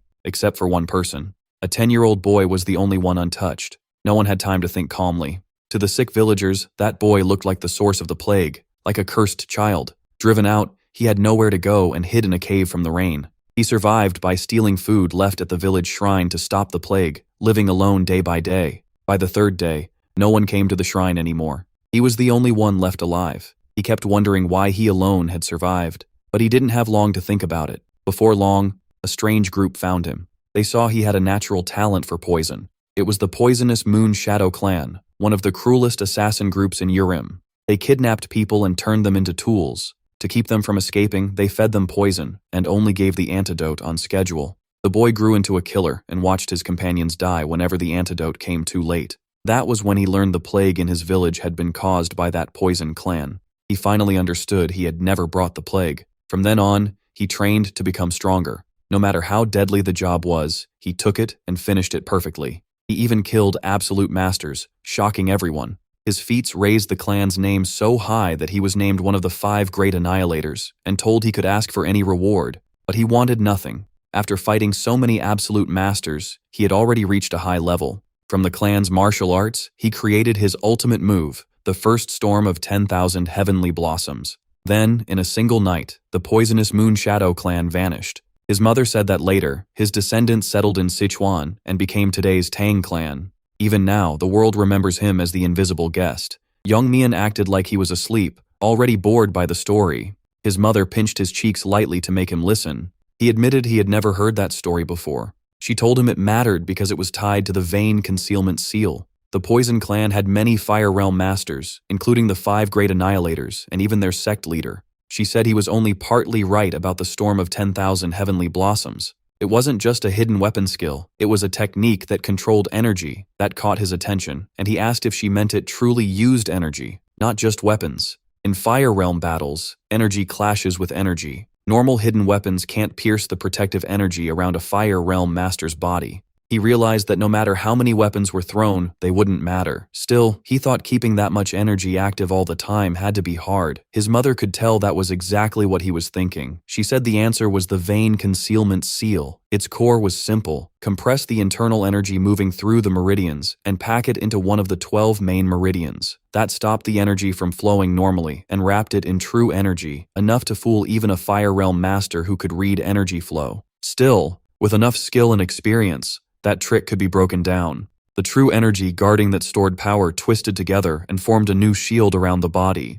This shield was called Dragon Scale. It was said to be tougher than normal protective energy, almost like real scales. Hearing that, he felt like he had just learned what a real dragon was. She went on. This art wasn't only for cleansing energy or defense. If she released the power sealed in all 12 meridians over many years, she could briefly use more than 10 times her normal internal energy. Yomyong then asked if the storm of 10,000 heavenly blossoms needed that seal to be released first. She said yes. Parts of the method had been passed down with the vein concealment seal, but some were lost. The spoken instructions disappeared too when the two elders died suddenly. Even so, she believed her son could master the complete storm of 10,000 blossoms. She told him she was proud to call him her son. He figured the son of the poisonous phoenix could master anything, so he accepted the vein concealment seal from her. Still, he thought drinking poison was the better way. What others feared as poison felt like a miracle medicine to him. He was about to ask Ijin to make some poison when someone suddenly arrived. A servant announced that his friends were here and urgently wanted to see him. Tang Mirio rushed in, crying and begging for help. Worried, he asked what had happened. She said that if this kept up, her sister would die. He asked if her sister was really dying and said she should have called a doctor. But Mirio said they had already seen several doctors. Medicine and normal treatment couldn't fix this. He asked what she expected him to do and whether her sister had internal injuries. She explained that the 9 yin had cut through her meridians, leaving her in a fatal state. In the Northern Sea Ice Palace, martial artists practiced ice arts. But those who couldn't use ice arts often ended up with deadly conditions. He asked if her family came from those people. Then he mentioned hearing that descendants of the old Northern Sea Ice Palace had settled in Sichuan. She said one of them had married into the Tang clan, which was the strongest clan at the time. But the Tang clan focused on poison and hidden weapons, so no one practiced ice arts or kept that knowledge. Their ancestral ice martial arts were lost long ago, and her sister's illness was treated like a family disease. Yongmian said he understood. Just then, they were told they had arrived at her home. Mirio said her sister had gotten even worse while they were on the way. She cried out for her sister to open her eyes, but the girl already seemed to be turning into ice. The cold in the room was enough to freeze everything, and Yongmian saw it was worse than he expected. He told Mirio to listen carefully because he couldn't promise her sister would survive. That terrified Mirio. He explained that her sister had been fighting the cold with her innate energy, but she had finally reached her limit. Now she had shut everything down and forced all her energy into her veins. Mirio asked if there was any way to save her. He said there was one option: force the cold out of her body. But if her sister couldn't endure it, or if the cold overwhelmed her during the process, she could still die. He wanted to help, but this was his friend's family, and he couldn't take that risk lightly. So he left the choice to Mirio. She could keep looking for another way, or trust him and try this method. In tears, she said they had already tried everything else. She couldn't give up without trying this too. Even knowing it was dangerous for him, she knelt and begged him to save her sister. After taking a deep breath, he said they would begin. He warned them the treatment would be awkward because clothes blocked the flow of energy, so they had no choice. A little shame was better than death. Then he started drawing out the cold from the 9 meridians: mouth, heart, lungs, arms, legs, and the lower abdomen, one at a time. He had already cleared the cold above the neck and now had to work downward. One area made him hesitate, but he couldn't stop halfway. He placed his fingers on the soft spot and began pulling out the cold. The resistance grew stronger, and he could tell this wouldn't be easy. Tang Mirio worried he might freeze too, but he told her he was fine. He wanted to pull the yin energy from the upper meridians, but the cold had already gone past what a body could endure. If this kept up, he might freeze first. Then he thought that if this were poison, handling it would be easier, and that gave him an idea. He remembered what Ijin's grandfather once said: medicine and poison are basically the same. The dose is what changes one into the other. Even life-giving yang energy, like dragonfire poison or the 10,000-year fire carp, could become poison. So this bone-freezing cold could also be treated like poison. With that thought, he put his hand on the girl's abdomen and used the poison purification technique. This time, the art began absorbing the cold, and he smiled when it worked. Once part of the cold was removed, it fought back hard. but if it counted as poison, then he could simply devour it. The cold inside her body started fading. Slowly she opened her eyes. Then she realized how exposed she was and saw a strange young man with his hand on her abdomen.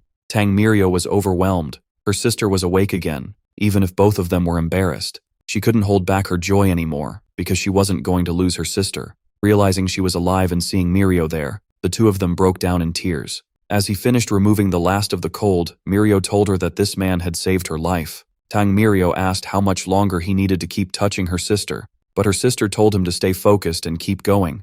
He fell deep into thought, amazed. This felt almost like a miracle cure. His body was surrounded by so much energy that a normal person could never take it all in. So he decided to use the chance to absorb the cold energy and open the blocked meridians. One meridian had already started filling with internal energy, and as more opened, he absorbed even more. In the end, he opened 4 meridians, far more than expected, and his internal energy grew to about 4 times what it was before. The process finally slowed, but that couldn't be helped. He figured he could finish later by drinking poison. When he opened his eyes, both sisters were staring at him, his hand still on the girl's body. Blushing, she told him not to worry. Her sister had explained everything, and she didn't know how to thank him. Just then, their father rushed in after hearing voices. He came in and saw his daughters with a young man, and one of them barely dressed. Furious, he challenged the clan leader to a fight, but the misunderstanding was quickly cleared up, and he learned the young master had been saving his daughter's life. Ashamed of what he'd assumed, the father said he didn't have words to express his thanks.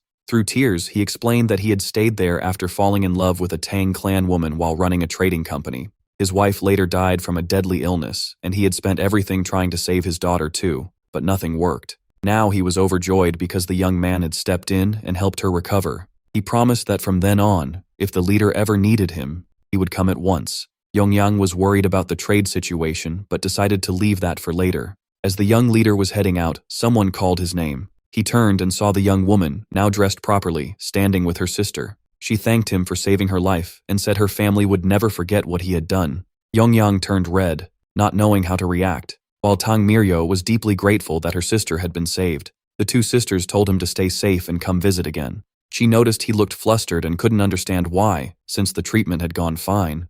Then the clan leader's sister and her friend teased that maybe he had enjoyed seeing her too much. Her sister blushed at once and denied it, saying she didn't think the leader felt that way about her. Tang Yuyang told her that kind of reaction was normal. Most people would probably respond the same way. After all, she said, her sister was the prettiest, and even though the leader kept things hidden, she could tell from his face that he liked her too. As he left in a good mood, he kept thinking about what the girl's father had said about family. Before long, he was imagining marrying her and having children together. He even pictured grandchildren and growing old beside a beautiful woman. Just the thought made him nervous. For the first time, he imagined what a normal life might feel like, and hoped he'd get another chance to see her. The problem was what her father had said. The clan had declined, and the Black Death Alliance now controlled things and rarely entered the city. That alliance, led by Yugil Jun, still hadn't overthrown the Demon Lord, but as long as they stayed in Sichuan, a clash seemed unavoidable. Meanwhile, in Black Death Alliance territory, someone reported that the Tang clan was growing too fast to control. The woman listening just lay there eating an apple, acting like it had nothing to do with her. The leader's orders were absolute, and Hallmaster Simua, along with Ascendant Phoenix sect leader Yaninji, both agreed it was smarter to stay quiet until his anger passed. Still annoyed, she threw the apple so it nearly hit the messenger. She had heard the new leader and the clan leader had reached, or were close to, the Fire Realm, and all she'd been told was to wait. At her current level, she couldn't get revenge on Ma Qianhu herself, so she came up with another plan. If she couldn't move directly, she would send a letter to the Tang family. Just like the leader had said, she would invite the clan to the next meeting. She told herself she couldn't just sit still, and the leader would understand. Even now she could still hear Ma Qianhu's screams. Her anger, she thought, would only fade after the Tang clan was wiped out. The messenger standing in front of that unstable woman could only shake in fear. He begged for his life, but she killed him anyway. Then she decided the Tang clan leader would be the next one to suffer by her hand. Elsewhere, the Munchin family was discussing what to do now that their side had lost power. The second elder, Tang Ma Yongxing, asked why they were singling him out. He looked toward the former Poison King, Tang Jiak, who questioned why this was even being brought up. The second elder blamed young Munchin for making enemies without knowing his opponent's strength. Because of him, his father was now tearing down everything he had spent a lifetime building.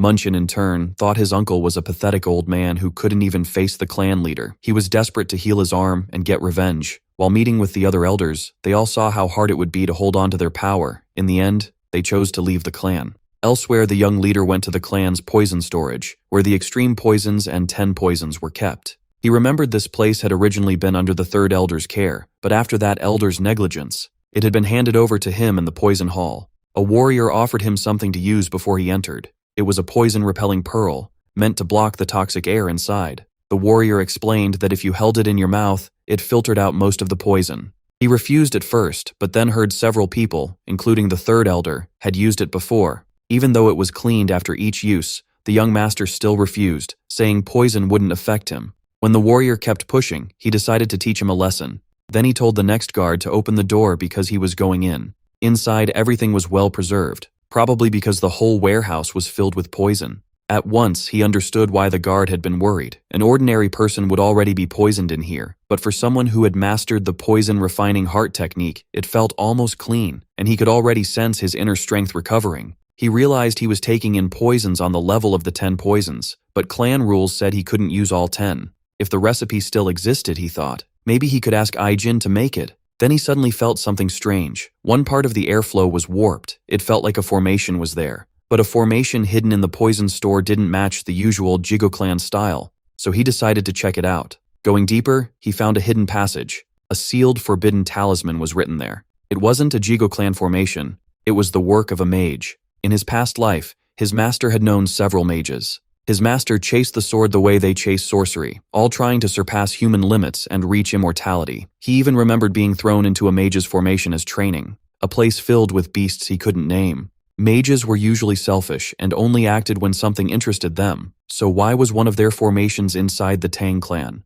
They were obsessed with spirits and demons, always chasing immortality. He remembered once asking his master how to get along with them. His master had joked that you just beat them up every day for no reason. Eventually, they'd beg to talk. Still, he doubted anyone in the Tang clan had handled things that way. So there had to be something in the clan that caught a mage's eye, something incredibly powerful. He had come hoping to find the 10 poisons recipe and grow stronger, but this was even more interesting. So he went in. The moment he entered, something inside noticed him. It understood at once that this wasn't some quiet visitor. It didn't know how much time had passed, but if enough had, then it wanted to be freed. Yomyong guessed that if it was guarded this heavily, it might be the Tang clan's lost 10 poisons. But the jar wrapped in talismans felt dangerous, and he wondered what kind of poison needed that much sealing. When he touched it, he felt a huge rebound from the spell. It was harder to break than most formations. He would have to cut each talisman exactly right, so he started slicing through the seals on the jar. One by one, he cut them all away. Sweat ran down his face, and the venomous vein stimulation technique was draining his inner strength. Normally, one strike would have been enough, but once the talismans came off, the poison inside grew much denser. With his hand on the lid, he prepared to see what was inside. Whatever was sealed there realized the talismans were gone. It had been ages since it had seen light. Then it burst out at once, shouting that it was free. But the Yom leader had no intention of letting it escape. He was going to catch it. It moved fast, and he knew he had to strike before it could attack first. Energy gathered around his arm. A snake-shaped figure made of energy praised his quick reaction and said it liked his spirit. As payment for freeing it, it promised to kill him without pain. Calling him foolish and rude, the creature revealed itself as the Jingo poison, the white-horned blue snake. He asked what a Jingo poison was. The snake was shocked. He blocked the sealed poison from reaching a vital point in an instant. She said she could melt his arm, and she liked his energy at first. Then she realized it was poison-absorbing aura and demanded to know why he had it and what tie he had to the Wandering Saint. The young man answered that the Wandering Saint was his ancestor. Right away, she begged him to stop absorbing her poison. If this kept going, she would be wiped out. Young Myung asked why he should. Was she only changing her tune because she was losing? He planned to absorb every bit of it. Realizing he truly meant to destroy her, the snake hurriedly told him to wait. She had an offer. She called it a deal. If he spared her, she would become his guardian spirit. All she wanted was freedom from the seal. Young Myung asked what that even meant, and the snake explained that having her as a guardian spirit would help him a lot. She pointed out that his internal energy was already rising from her poison, so this was a great bargain. Young Myung had to admit it. This poison was on a whole different level from the 10,000-year fire carp's inner pill or the dragon fire poison. A guardian spirit like her could keep giving him poison whenever he needed it. That was better than draining it all at once. Even so, He said he had no interest in sparing an enemy. If he needed poison, he could find it somewhere else. The snake kept begging for mercy, saying she had spent hundreds of years trapped there, staring at a wall. Trying to look cute, she promised to obey him as his guardian spirit and insisted they could make this work. Myung finally said he would trust her this once. The snake quickly asked if that meant yes. He made one thing clear. If she tried anything, he would destroy her on the spot. She agreed at once and promised there would be no trouble. Then Myung asked what he had to do, since he knew nothing about guardian spirits. The snake said he didn't need to do much. The method was called a spiritual binding seal. If he held her, the spirit would bind to his soul and become his guardian spirit. The snake dropped into his hand, and Myung completed the binding. Outside, the warriors feared the people inside might already be dead, and imagined how badly they'd be punished. Still, they hesitated because no one had ordered them to enter. At last, one of them grabbed a pearl, deciding he'd deal with the punishment later. He put it in his mouth, covered his face with cloth, and went in after the young master. When he entered, he saw light wrapped around Myung. The others shouted in confusion, and the whole place started shaking. The eighth asked if the leader was safe and what that strange noise around the clan head was. Myung realized it was the aura of a dragon-scale guardian spirit. It was different from a normal one because the poisonous snake had transformed, filling all 12 meridians. From then on, he would have to control that power, and everyone's attention was now on him. His guardian spirit asked if he really needed to care about the people below, saying the wandering saint was showing himself openly. Instead, Myung flicked it with 2 fingers to teach it some manners. After that, it explained that no one could see it unless he allowed it, especially with an aura this strong. He told the spirit it was still annoying. This time, he just wanted to live a normal life. Hearing that, the guardian spirit reacted like it had come back from the dead. Then it asked if he really could do that. After all, there had to be a reason he inherited the wandering saint's power, just like his ancestor. Myung asked if it had once been enslaved, but the spirit clearly didn't want to talk about it. Still, it admitted it had been worked until death. Then a sorcerer trapped it and sealed it in a jar. Looking at Myung, the guardian felt there was a reason he was connected to that sorcerer. After all, it was only a spirit that many sorcerers wanted as a guardian, and his ancestor had once helped its side. Myung figured his ancestor might have been a lot like his master. Then he started thinking about what the spirit said, that maybe it had some greater purpose. He couldn't be sure, but it seemed possible. Just then, a brigade warrior rushed in and said they had to leave at once. There had been an attack by the evil faction near the main house in Sichuan. Yonso was carrying his master, who looked badly hurt, and they were surrounded by several enemies. The riders circled them and demanded to know why men from the Orthodox sect were there. The master told his disciple to leave him behind and run. He would handle the rest. But the disciple knew they were facing hundreds from the evil faction, led by Palace Lord Jiang Tichen. Their pursuers said they had seen him arrive in Chengdu, so it was obvious they were seeking the Tang clan's help. If they captured them and handed them over, they'd be rewarded with top martial arts. At that moment, the Tang clan leader arrived with brigade members. They saw the master and disciple in yellow and guessed they were from the righteous faction, so the others had to be from the evil side. The Tang group said to hear the righteous men out. They might be guests. Looking around, the disciple realized the rough warriors on guard had come to help. Seeing the badly injured man he carried, one of them told everyone to step back. Then the brigade leader said he would handle the wounded man.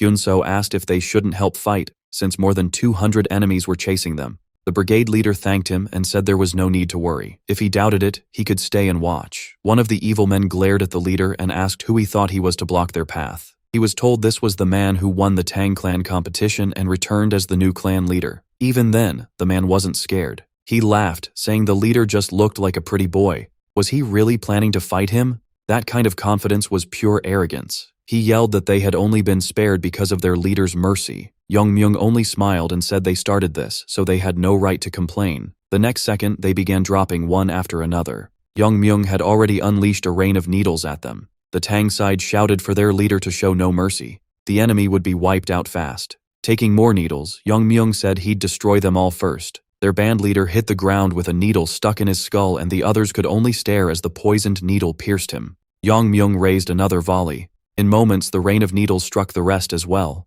The surviving band members thought it was insane. Then Myung realized he had attacked so fast he never coated the needles with poison. His guardian spirit told him it didn't matter. The needles had already absorbed his poison, and very few people in the world could survive that. Looking at the spirit, he realized it might be even more useful than he first thought. Hyun-seo watched in disbelief at the clan leader's skill. The others were just as stunned by how quickly the enemy fighters had been erased. Everyone said the Tang clan was declining, yet no one mentioned they had a monster like this. The enemy tried to steady themselves, saying it was fine. It was only one person. Even if that kid had reached the fire realm, he couldn't keep using a move like that forever. So they ordered everyone forward to bring him down. Charging the leader, one man warned this would be his end. As he struck, he mocked him, asking where all that confidence had gone. He regretted it instantly. Yang Myung caught the sword barehanded and shattered it. He thought Dragon's Scale worked well, while the enemy stood stunned that his weapon had been blocked by a hand.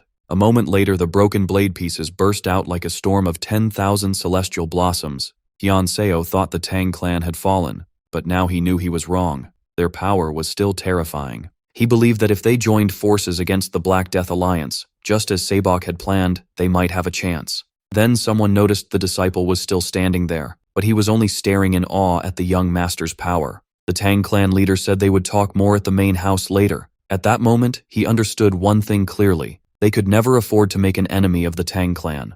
A few days earlier, on the outskirts of Sichuan, the two of them were eating at a small inn. That was when Hyun Seo noticed Sabok seemed off. He was much more tense than usual. Then the leader of the Black Death Alliance walked in, saying he liked eating there because the place was pleasant. Hyun Seo was shocked. The man had come right beside him, and he hadn't sensed a thing. That meant he was incredibly strong, so he asked who he was. Sabok quietly warned him that the man was from the Yu clan. After apologizing for interrupting their meal, the leader asked what two martial artists from the combined sect were doing in his territory. Hyun Seo had only chosen that remote inn to avoid trouble with unorthodox factions. The leader then asked if they had business with the alliance. Since someone at the Fire Realm had been sent, he figured it had to be serious.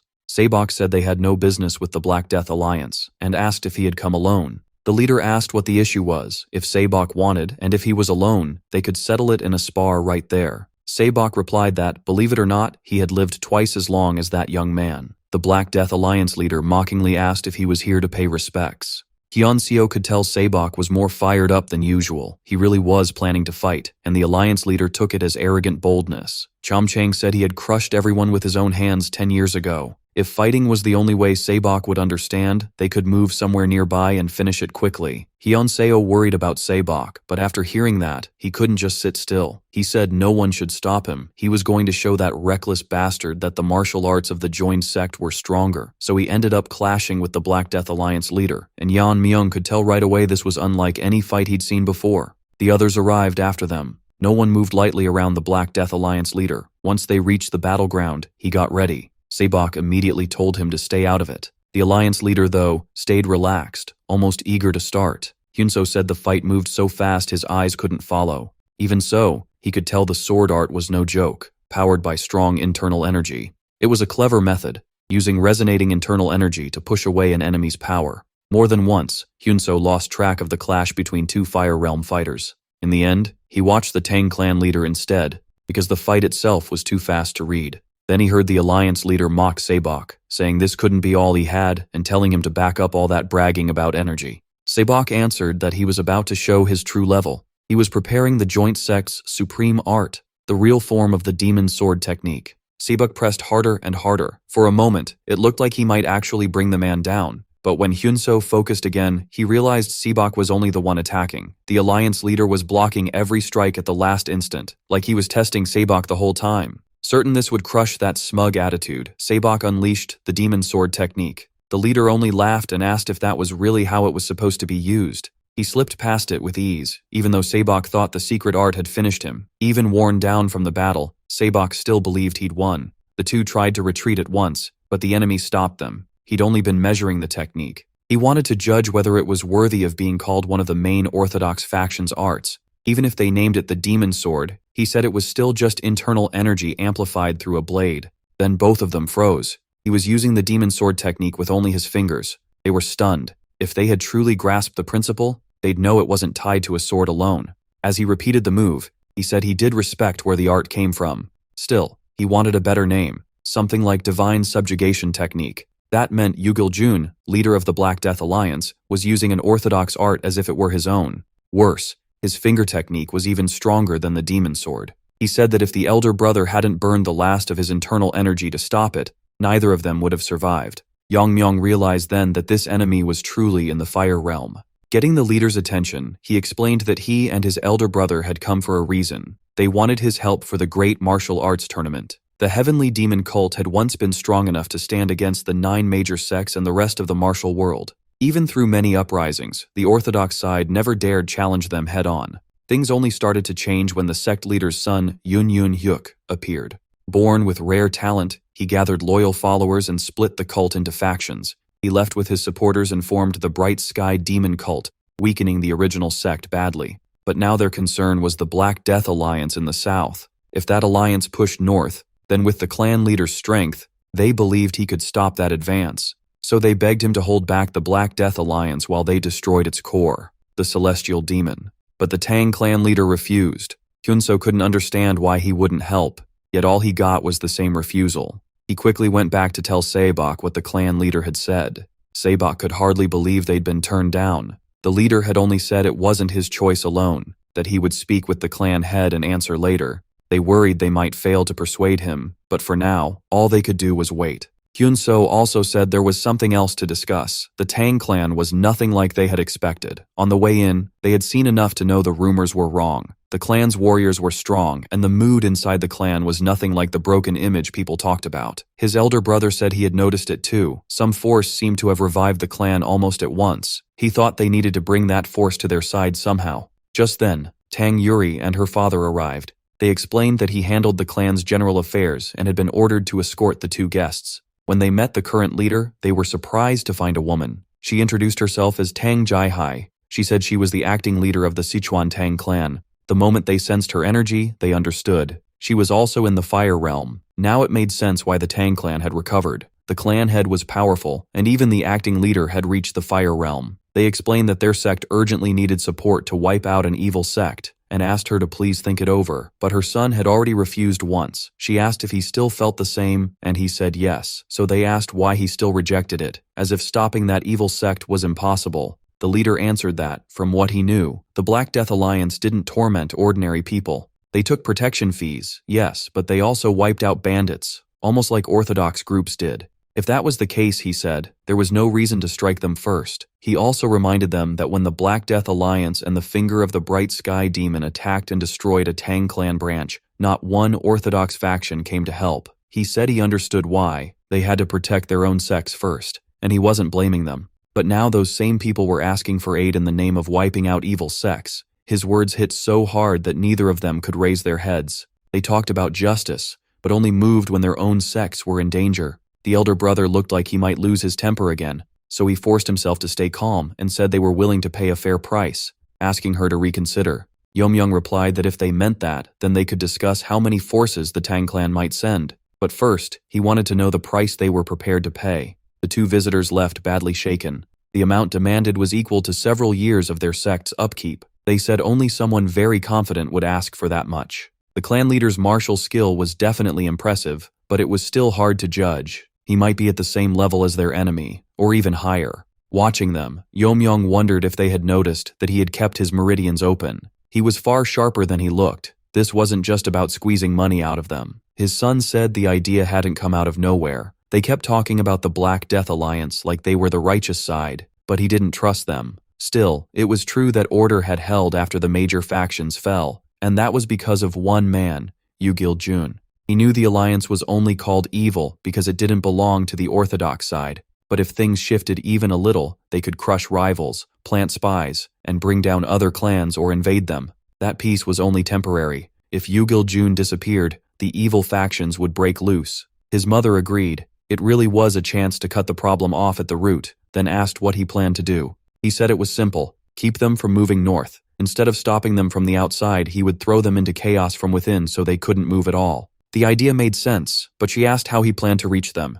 He explained that they had recently sent an invitation. His mother was stunned. They had invited them to a gathering in Sichuan. Unlike before, this gathering would be a tournament for young masters from the evil factions. If his guess was right, they wouldn't give up their evil plans, and that would be when he wiped them out. When Yanjiang reached the Tang clan, she had already decided she must not offend the leader. The future of the main family rested on her. The young woman told him not to worry. The Tang clan leader was an exceptional man, and she was sure she could win him over. Ai-jin was talking with Master T-Hill, who had brought food and medicine. The two Orthodox guests asked the young man to come inside. Aijian asked whether his internal injuries were getting better. Brightening up, he said his grandfather's medicine had worked extremely well. At first, he'd been scared to drink it because it was made with poisonous herbs and plants, but once he took it, his internal injuries improved fast. At this pace, he said, he would soon be able to return to his sect. He then mentioned that it had been noisy outside all day and asked if something was going on. They said it was probably because Jiggle had returned. That surprised both visitors, since the Tang clan and the Jiggle clan had long been close. This time, they had agreed to build a defensive formation in the outer grounds. Hyanso had heard the two clans were friendly, but a formation like that had to cost a lot. So one of them asked whether the Tang clan was paying for it, and the young man said no. The Jiggle clan was covering everything. According to the clan leader, the Jiggle clan had been very cooperative. The two visitors guessed the patrol must have found some weakness. At the same time, Jiggle and his niece were on their way to see the clan leader, and he was giving her final instructions. She told him not to worry. She knew herself well, and no man could resist her beauty. Her uncle agreed she really did resemble her mother, once known as a great beauty in Hubei. The young woman said winning over a young man wouldn't be hard. Jiggle then remembered how, more than 10 years ago, the Bright Sky Demon Lord attacked their clan and targeted his sister. Her sacrifice had barely saved the main family, but after the shame of being used for one night, she eventually took her own life. Jiggle swore he would not let that kind of tragedy hit the family again. If his niece could form a deep bond with the Tang clan leader, their bloodline could survive. He was placing the family's future on her shoulders. At the door, they were welcomed and told the young leader had been a huge help with the clan's formation during the competition. Jiggle was stunned when he saw the acting clan leader. Now she was overseeing a defensive formation across the outer grounds, and as acting leader, she said she was truly thankful. Seeing her, he thought she looked like the clan leader's mother. Same noble blood, same grace. He was so distracted by her presence that he completely lost his train of thought. He quickly apologized for not greeting her sooner, but she brushed it off since he hadn't been there when she took over. She told him the trip must have worn him out and urged him to rest before starting work. Then she turned to the young woman beside him, who introduced herself as his niece and said she came to help bring the two clans closer. When her uncle told her to greet the clan leader, she just stared at him, struck by how handsome he was. After realizing she'd been staring too long, she hurried to introduce herself properly. She greeted them both, apologized for the late introduction, and sincerely congratulated the acting clan leader. The acting leader found her very polite and said she was beautiful. So beautiful that plenty of boys would be heartbroken over her in a few years. She bowed to the girl replied that the acting leader was still very beautiful too, and at first she had thought she was the clan leader's sister. To her, she seemed like a lovely and kind mother, which explained why the leader was so remarkable. The acting leader smiled and said that since she was the same age as her son, she hoped the two would get closer during her stay. The girl said she'd like that, especially since her older brother in the main family never showed her any affection. Then she let a small tear fall, hoping to get a reaction. Instead, she looked over and saw the leader yawning in boredom. Uncle and niece realized her sad little story hadn't moved him at all. Yanjiang found that strange. Boys usually tripped over themselves for her, but his mind was clearly somewhere else. After being ignored, uncle and niece felt they had failed. For the first time, the girl felt humiliated because he barely even noticed her. Then his mother pinched his cheeks and told him to greet the young lady properly. The moment she looked at him, she was sure she'd make him notice her yet. Elsewhere in Sichuan, inside Black Death Alliance territory, rumors about the Tang clan leader were spreading fast. People said he would attend the gathering, and after everything he'd done, the other factions wouldn't stay quiet. In the hall preparing for the gathering, the first page listed the needed budget, and the second named the factions and clans taking part. The Demon Lord felt the report was good enough to present. Ye Xiaoruan spoke like she was only doing her job for the leader. Everyone found it funny, since it seemed he'd been leaving the work behind more often than expected. Right in the middle of the meeting, a child walked in and announced that she wanted to attend the Sichuan gathering this time.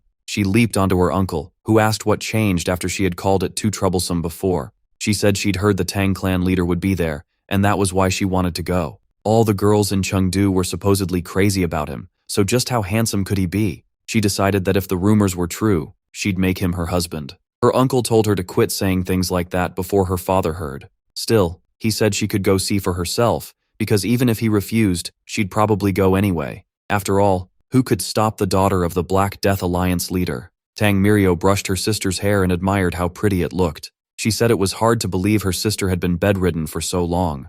Then she brought up how obvious Yumian had been the last time he visited. She asked what her sister thought of the clan leader, and just hearing his name made her blush. Tang Mirio couldn't help laughing. His name alone made her breathing shaky. Even so, she still worried whether her sister was truly well enough. She asked if the young master would be going to the Sichuan gathering since they might not see him for a long while. After all, it was basically a meeting of dark factions, and she feared it would be dangerous. Tang Yuyang teased that it would be a problem if some girl from that side fell for him. Her sister immediately turned gloomy and murmured, "That would be awful." So Tang Yuyang suggested they should go to the Sichuan gathering too. Her sister worried the clan leader might not want them there. Yuyang grabbed her by the arm and told her not to worry. She already had a plan. Meanwhile, in the leader's office, Jigel's niece asked to go with him as his servant. She said she'd heard the young masters of the dark factions would be competing there. Yumian didn't think that was a problem since he'd already been told he could bring one bodyguard and one servant. Still, he warned her this was not a vacation trip. Then Tang Yuyang burst into the young leader's office.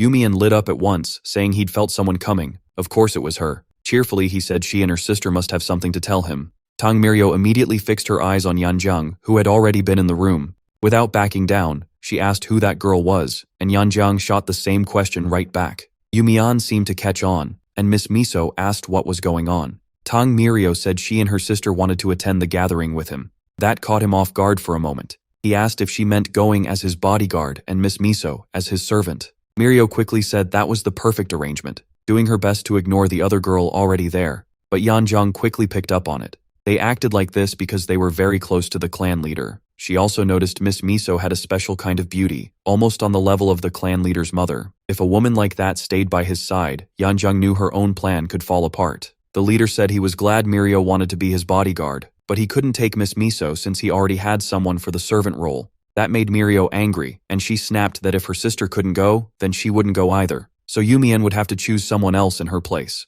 Her sister tried to calm her, saying it was all right if she couldn't come. Even though she was clearly sad, she told Yuyang to go alone. Yuyang, upset, said fine. Her sister could stay behind if she wanted, and if the clan leader didn't want her there, they shouldn't force it. Then, wanting a private word, Yuyang called the leader aside. She asked why he was being so insensitive when he knew her sister was there listening. Her sister wanted to go, so why stop her? Especially when he had feelings for her. To Yuyang, he was pushing away the chance right in front of him. He answered that this wasn't a pleasure trip. It could turn into a battlefield. No one knew what would happen when they clashed with the dark faction's young masters, and he didn't want her sister in danger he might not be able to protect her from. If something happened, who would take the blame? They might even run into the Black Death Alliance leader deeper in that territory. And since her sister was still recovering and not fully strong, facing that kind of threat would be too hard. After hearing that, Tang Yuyang accepted why he chose someone else instead of her sister. Even so, she declared that if her sister couldn't go, then she wouldn't go either. Jigo was worn out from cramming so much work into such a short time. Then the young master startled him by asking why he was just standing around. Jigo quickly said the defensive formation was done, and he was only fixing the last details. Yomyung said he'd handle things right away, and checked whether the formation had been set exactly as ordered. He saw that Jigo had built it around the poison hall, through the medical wing, and out to the general affairs office. Jigo insisted all the clan's important points were covered. He added that, just as ordered, everything had been finished on time, then asked if that deadline had really been enough. Yomyung put a hand on his shoulder and told him he clearly could do it when he tried. Now he just needed to finish the rest quickly. Jigo couldn't help thinking a simple thank you would have been nice. Yomyung hoped the clan would stay protected, even if it came under attack while he was away. With that done, he figured only a few loose ends remained, so he called for one of the elders. Standing before Elder Tang Yuyang, he said he'd heard the man was skilled with a sword, which was why he'd become an elder. Even the sword hilt he'd shown before had been beyond his reach. Frustrated, he admitted he knew the gap between them. With his current skill, he wasn't even close. That's why he wanted some guidance on how to use the sword. It wouldn't be free, of course. He offered a condition in return for obedience from now on. He added that chances like this didn't come often, so the elder should see it as pure luck and decide whether he was willing to change sides. Meanwhile, Hyunseo and his brother were saying goodbye and thanking them for the hospitality. They also thanked the Tang clan for joining their cause and, on behalf of the Gordong sect, expressed their gratitude. Sebak said their help had completely healed his internal injuries. The acting leader thanked him and said they were sending elders and warriors as well to help. Delighted, Sebak promised to send payment as soon as he returned to his sect. The acting leader said she hoped all would go well for them. She then thanked the clan leader, saying that without him, both master and disciple would have been in serious trouble. She added that his martial skill was far beyond his age and that he might soon surpass even her. But when she took his hand, she sensed something monstrous inside him. Hyunseo noticed her reaction at once and asked his older brother why his face looked so strange. His face went pale. After saying goodbye to everyone, he said they would head back to their sect. Still, he couldn't tell if he was imagining it or if the clan leader really gave off an overwhelming presence. The Tang clan's rise wasn't only because of the clan leader, but also the youngest young master. Remembering the clan motto, repay kindness twice and evil 10 times over, the leader said that since they had chosen to help, they had to think about everyone's fate. They agreed to fight with all they had and wished them luck in the coming battle. Ijin gave Yongyang the poison case, now filled with elixir. He asked why Yongyang always chose the same poison. Yongyang said it was the one he knew best, and nothing else suited him like his own poison. Then he reminded him everyone was waiting. He didn't have to say it, but he still did. Come back alive. His spiritual guardian suddenly asked if he was really as young as he claimed. Yongyang understood why he was asking such a personal question. It wasn't an overstatement. He had already surpassed many seasoned warriors who had spent decades in the martial world. Even the sword art he used to win over the elder was far beyond the sword masters the guardian had seen with the invisible guests. Yongyang casually answered that if someone like the Black Death Alliance leader could exist, then someone like him could too. He told him to drop the pointless curiosity. He wasn't even a dragon. As they were getting ready to leave, Mirio called out, asking where Yongyang had gone. He quickly said he had gone to get poison from Ijin. Then Mirio asked who was standing with him. He introduced Zhang Gil, who would guide them to Chengdu and make sure the trip went smoothly. The young master said he was counting on him. After that, he said goodbye to his mother and told her he was already leaving. They gave their final farewells to the clan and prepared to depart. The interim leader told them not to be so formal. She told her son that whatever path he chose, the wind would follow it. She wanted to support him, but warned him not to push himself too hard. After all, he was the son of the poisonous phoenix. She believed he would do well. She prayed everyone would return safely, asked them to watch over the clan leader, and sent them off in peace. Sichuan was packed because of the gathering, and the whole place felt like a festival. Yongyang and Mirio were both surprised by how lively it was, and Mirio said it looked different from before. She had visited a few times back when her father ran the merchant company, and Yongyang said he had heard about that. If the clan kept growing, they would need a merchant company for steady income. They couldn't keep relying on the elders' diverted funds and the medical wing forever. He told her that once everything was over, she should speak with her father about it. He intended to help restart the business. Near the sword forge, the owner was dozing off because no customers had come in. Annoyed, he muttered that business was slow again and hoped someone would finally show up. Then someone called out, saying they hadn't heard any hammering and asking if the shop was even open. Yongyang stepped in and said he wanted to look at swords. The owner brightened at once, saying the young man looked familiar, and happily offered to show him what he had. After checking them, Yongyang saw the swords were well made. The blades were in great shape, and the sharpness stood out. The owner's pride was justified. They were excellent. They were a little plain, but the cutting edge was outstanding. The blacksmith was amazed that Yongyang figured all that out just by handling them a few times. Yongyang said every sword there looked high quality, and he would pick one that fit him best. Excited, the owner told him to wait and hurried off. He returned with a box. Proudly, he asked Yongyang to open it.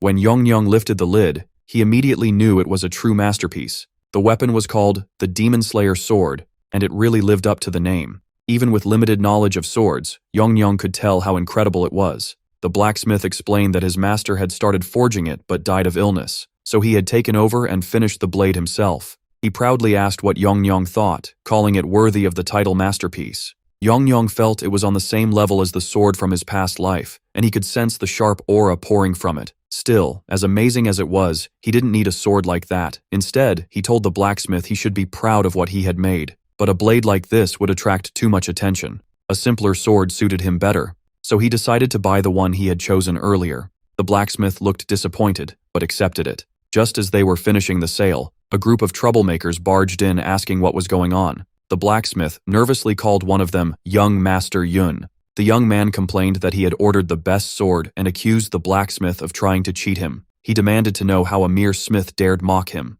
The blacksmith quickly tried to explain it was all a misunderstanding. Watching them, Yongyang felt something was off. They looked more like bodyguards than ordinary men. His spiritual guardian agreed. It was demonic energy. He had felt that same presence before with the invisible guest. What he couldn't understand was why demon sect dogs were in Sichuan. The young master ordered Yongyang to move aside so he could punish the blacksmith, warning that if he didn't, he'd be next. Yongyang answered with a strike from 2 fingers, calling him a loud-mouthed fool. That single hit was enough to shake the troublemaker. His guards did not like seeing their master treated that way. Yongyang coldly added that someone at his level couldn't use a great sword properly anyway. One bodyguard shouted, asking how he dared touch Namjoon's grandson, the young lord of the Hanyang sect under the Black Death Alliance. But the Tang clan leader couldn't care less about that title. He cut straight to the real question and asked what ties they had to the demon sect. Then he simply stood there, waiting. Offended, they demanded to know how he dared slander their sect like that. They told their young master to get behind them. They believed they could settle this themselves. After taking down all the bodyguards, he declared that from now on, the Celestial Moon Brigade would take charge of young Master Yun. He ordered the rest to handle the others. The man was shocked, though he admitted the cover had been perfect, and asked how he had noticed them. The answer was simple. The stink of demon sect trash gave them away from far off. He asked the young master if seeing his guards fall still didn't make him feel any danger. Then he told him to worry more about what was in his hand instead of just stuffing it full. To him, those fallen men were all the same. Their leader ordered his men to protect young Master Yun while he taught this fool a lesson. They dragged away the screaming young master. Yang Myung noticed that for all his arrogance, the loud brat had no idea who they really were. It never crossed their minds to stop and think. They only knew fear. When they attacked, he slipped past them and broke their swords right after. Some of them were stunned, thinking they had moved faster than him. One thought he had already won and rushed in to finish it. Instead, he dropped to the ground. The others could only stare. The girls were frightened, but they tried not to show it. The young man who had challenged Ferreira looked close to tears. They stared at the scene, one young man holding a sword, the other kneeling before him. After swinging the blade, Yang Myung knew it truly was a masterpiece. The balance between the hilt and blade was nearly flawless. The blacksmith had done the work of a real master. Yang Myung praised the dead master for creating such a sword, then added that the disciple who finished it was impressive too. Every craftsman hopes a great weapon reaches the right owner, and he felt this sword would one day find its true master. The master's last wish had been clear: only give the sword to someone who truly understood its worth. The blacksmith was thrilled, believing he had finally found the rightful owner of the Demon Slayer's sword. Holding it, Yang Myung looked at the rest and asked who wanted to try next. They all rushed him at once. That only made him smile a little. This was exactly what he wanted, a chance to train more. By now, the girls were too worn out to be shocked by anything he did. They couldn't even tell when he had learned swordsmanship, and someone muttered that everything was going far too smoothly. He figured those Black Death Alliance idiots had no clue he belonged to the divine celestial demon sect. He believed Yeo So-chung's son had the talent needed to carry the Yun clan line. If he could make the boy show his martial skill at the gathering, that would be the first step to breaking their power. By the time anyone understood, the demonic path would already control Sichuan. Then his subordinates came rushing in, shouting and badly wounded. He found it strange when a brigade member brought in So-chung, reporting that young Master Yun was under attack by a large group. Back at the forge, Yang Myung was finishing off the last of them and nearly had the place cleared. Mirio wondered who was going to deal with the aftermath. She asked if he was really calm about it, when one of them had clearly run off for reinforcements. He said he had let that man go on purpose. That fool didn't even understand what was really happening inside the demon side. He wasn't truly part of the demon sect and had no clue who those people were. Yang Myung lightly rested the sword on his neck and said they would find out soon enough. Once the others arrived, they could ask them directly. Before long, loud shouts told them to let go and move back. The boy's father had arrived with soldiers, yelling for them to release his son. He threatened that if they resisted, he would cut them to pieces and feed them to the pigs. Then another man stepped forward and said he was here. With his sword at their throats, he asked what they really thought they could do. The girls wondered who the real enemy was. There were too many of them, and they couldn't tell what Yang Myung was planning. Hyun Sung Nam yelled that he had no idea who he was messing with. Yang Myung answered that these were people from the demon cult. He could feel their dark aura, and even if they hid it, they had come to Sichuan to cause trouble. He wasn't sure the Black Death Alliance knew that, but he recognized their hidden demonic energy, and the fact that he came out unharmed after the Celestial Moon Brigade attacked proved enough. Knowing how dangerous he was, the man tried to shut him up. In the Yun clan's name, he ordered the Celestial Moon Brigade to use the reverse blood demon technique. Mirio froze in fear. It was the same technique the Lord of the Bright Heaven demon had used when he attacked the Tang clan. At once they changed and grew far stronger. That was when he realized the Yun clan had ties to the Yun Jung Hung clan. But Heian Sonam only asked if he was done talking and ready to be wiped out. Yong Mian said he had nothing personal against him. Still, his clan had been destroyed by them. Hearing that, Heian Sonam laughed and bragged that his brother had ruined countless clans. Then he demanded to know where Yong Mian came from so he could wipe out his whole clan too. Jiggle's niece trembled. Sure, they were all about to die. Even so, she chose to trust the young master. So she ordered the Celestial Moon Brigade to kill him. His spiritual guardian asked what he planned to do now that the enemy was charging in. Yang Mian got annoyed by the question. His answer was simple. He would cut them all down. He set his sword and struck back, staining the ground with blood. Hyen Sonam had thought beating one man would be easy. The blacksmith was horrified. He had never seen power like this. The girls, though, felt relieved they had trusted their leader. The enemy couldn't believe that 70 warriors using the reverse blood demon technique were losing. It brought back a memory from the cult. The time the left guardian of the celestial demon cult and the right guardian were injured after the ceremony to choose the vice leader. That day, the winner was declared to be Yan Zhonghyuk. The feeling now was just like his brother's martial trial, which had surpassed even the left and right guardians. He hadn't felt pressure like that since then, and now he felt that same force from this man. Once he understood he couldn't win, he dropped to his knees and begged for mercy. He asked him to spare at least So Chong. If one life had to be taken, then let it be his, not the child's. He said whatever grudge Yang Mian had against the celestial demon cult, that child was not like them. Still begging, he asked for mercy. Yang Mian didn't buy the act and asked if it was normal in the celestial demon cult to kill a blacksmith over a sword they didn't like. The innocent-looking young man opened his mouth, and in the next instant, his head was gone. Yang Mian told his father he understood his anger. The families of all the people he had harmed felt that same pain, but he had no plan to spare anyone from the celestial demon cult. He told him to stop talking and go straight to hell. Then Yang Mian asked the blacksmith if he truly meant to give him the sword. The blacksmith said that without him, he would already be dead. He should take it as payment for saving him. That way, his master's wish would be fulfilled. The sword had found its true owner. Mirio asked the clan leader why he was hesitating if he was supposed to use it. Yang Mian said that if that was what they wanted, he would take it. Still, the sword drew too much attention, so he wanted a plain sheath for it. His spiritual guardian thought that every time he saw him, he was even more amazed. Anyone could call him a swordmaster and mean it. He knew that once that child fully grew, he would become an even bigger monster than Yong'Air. This video ends here. If you enjoyed it, please like and subscribe. See you next time.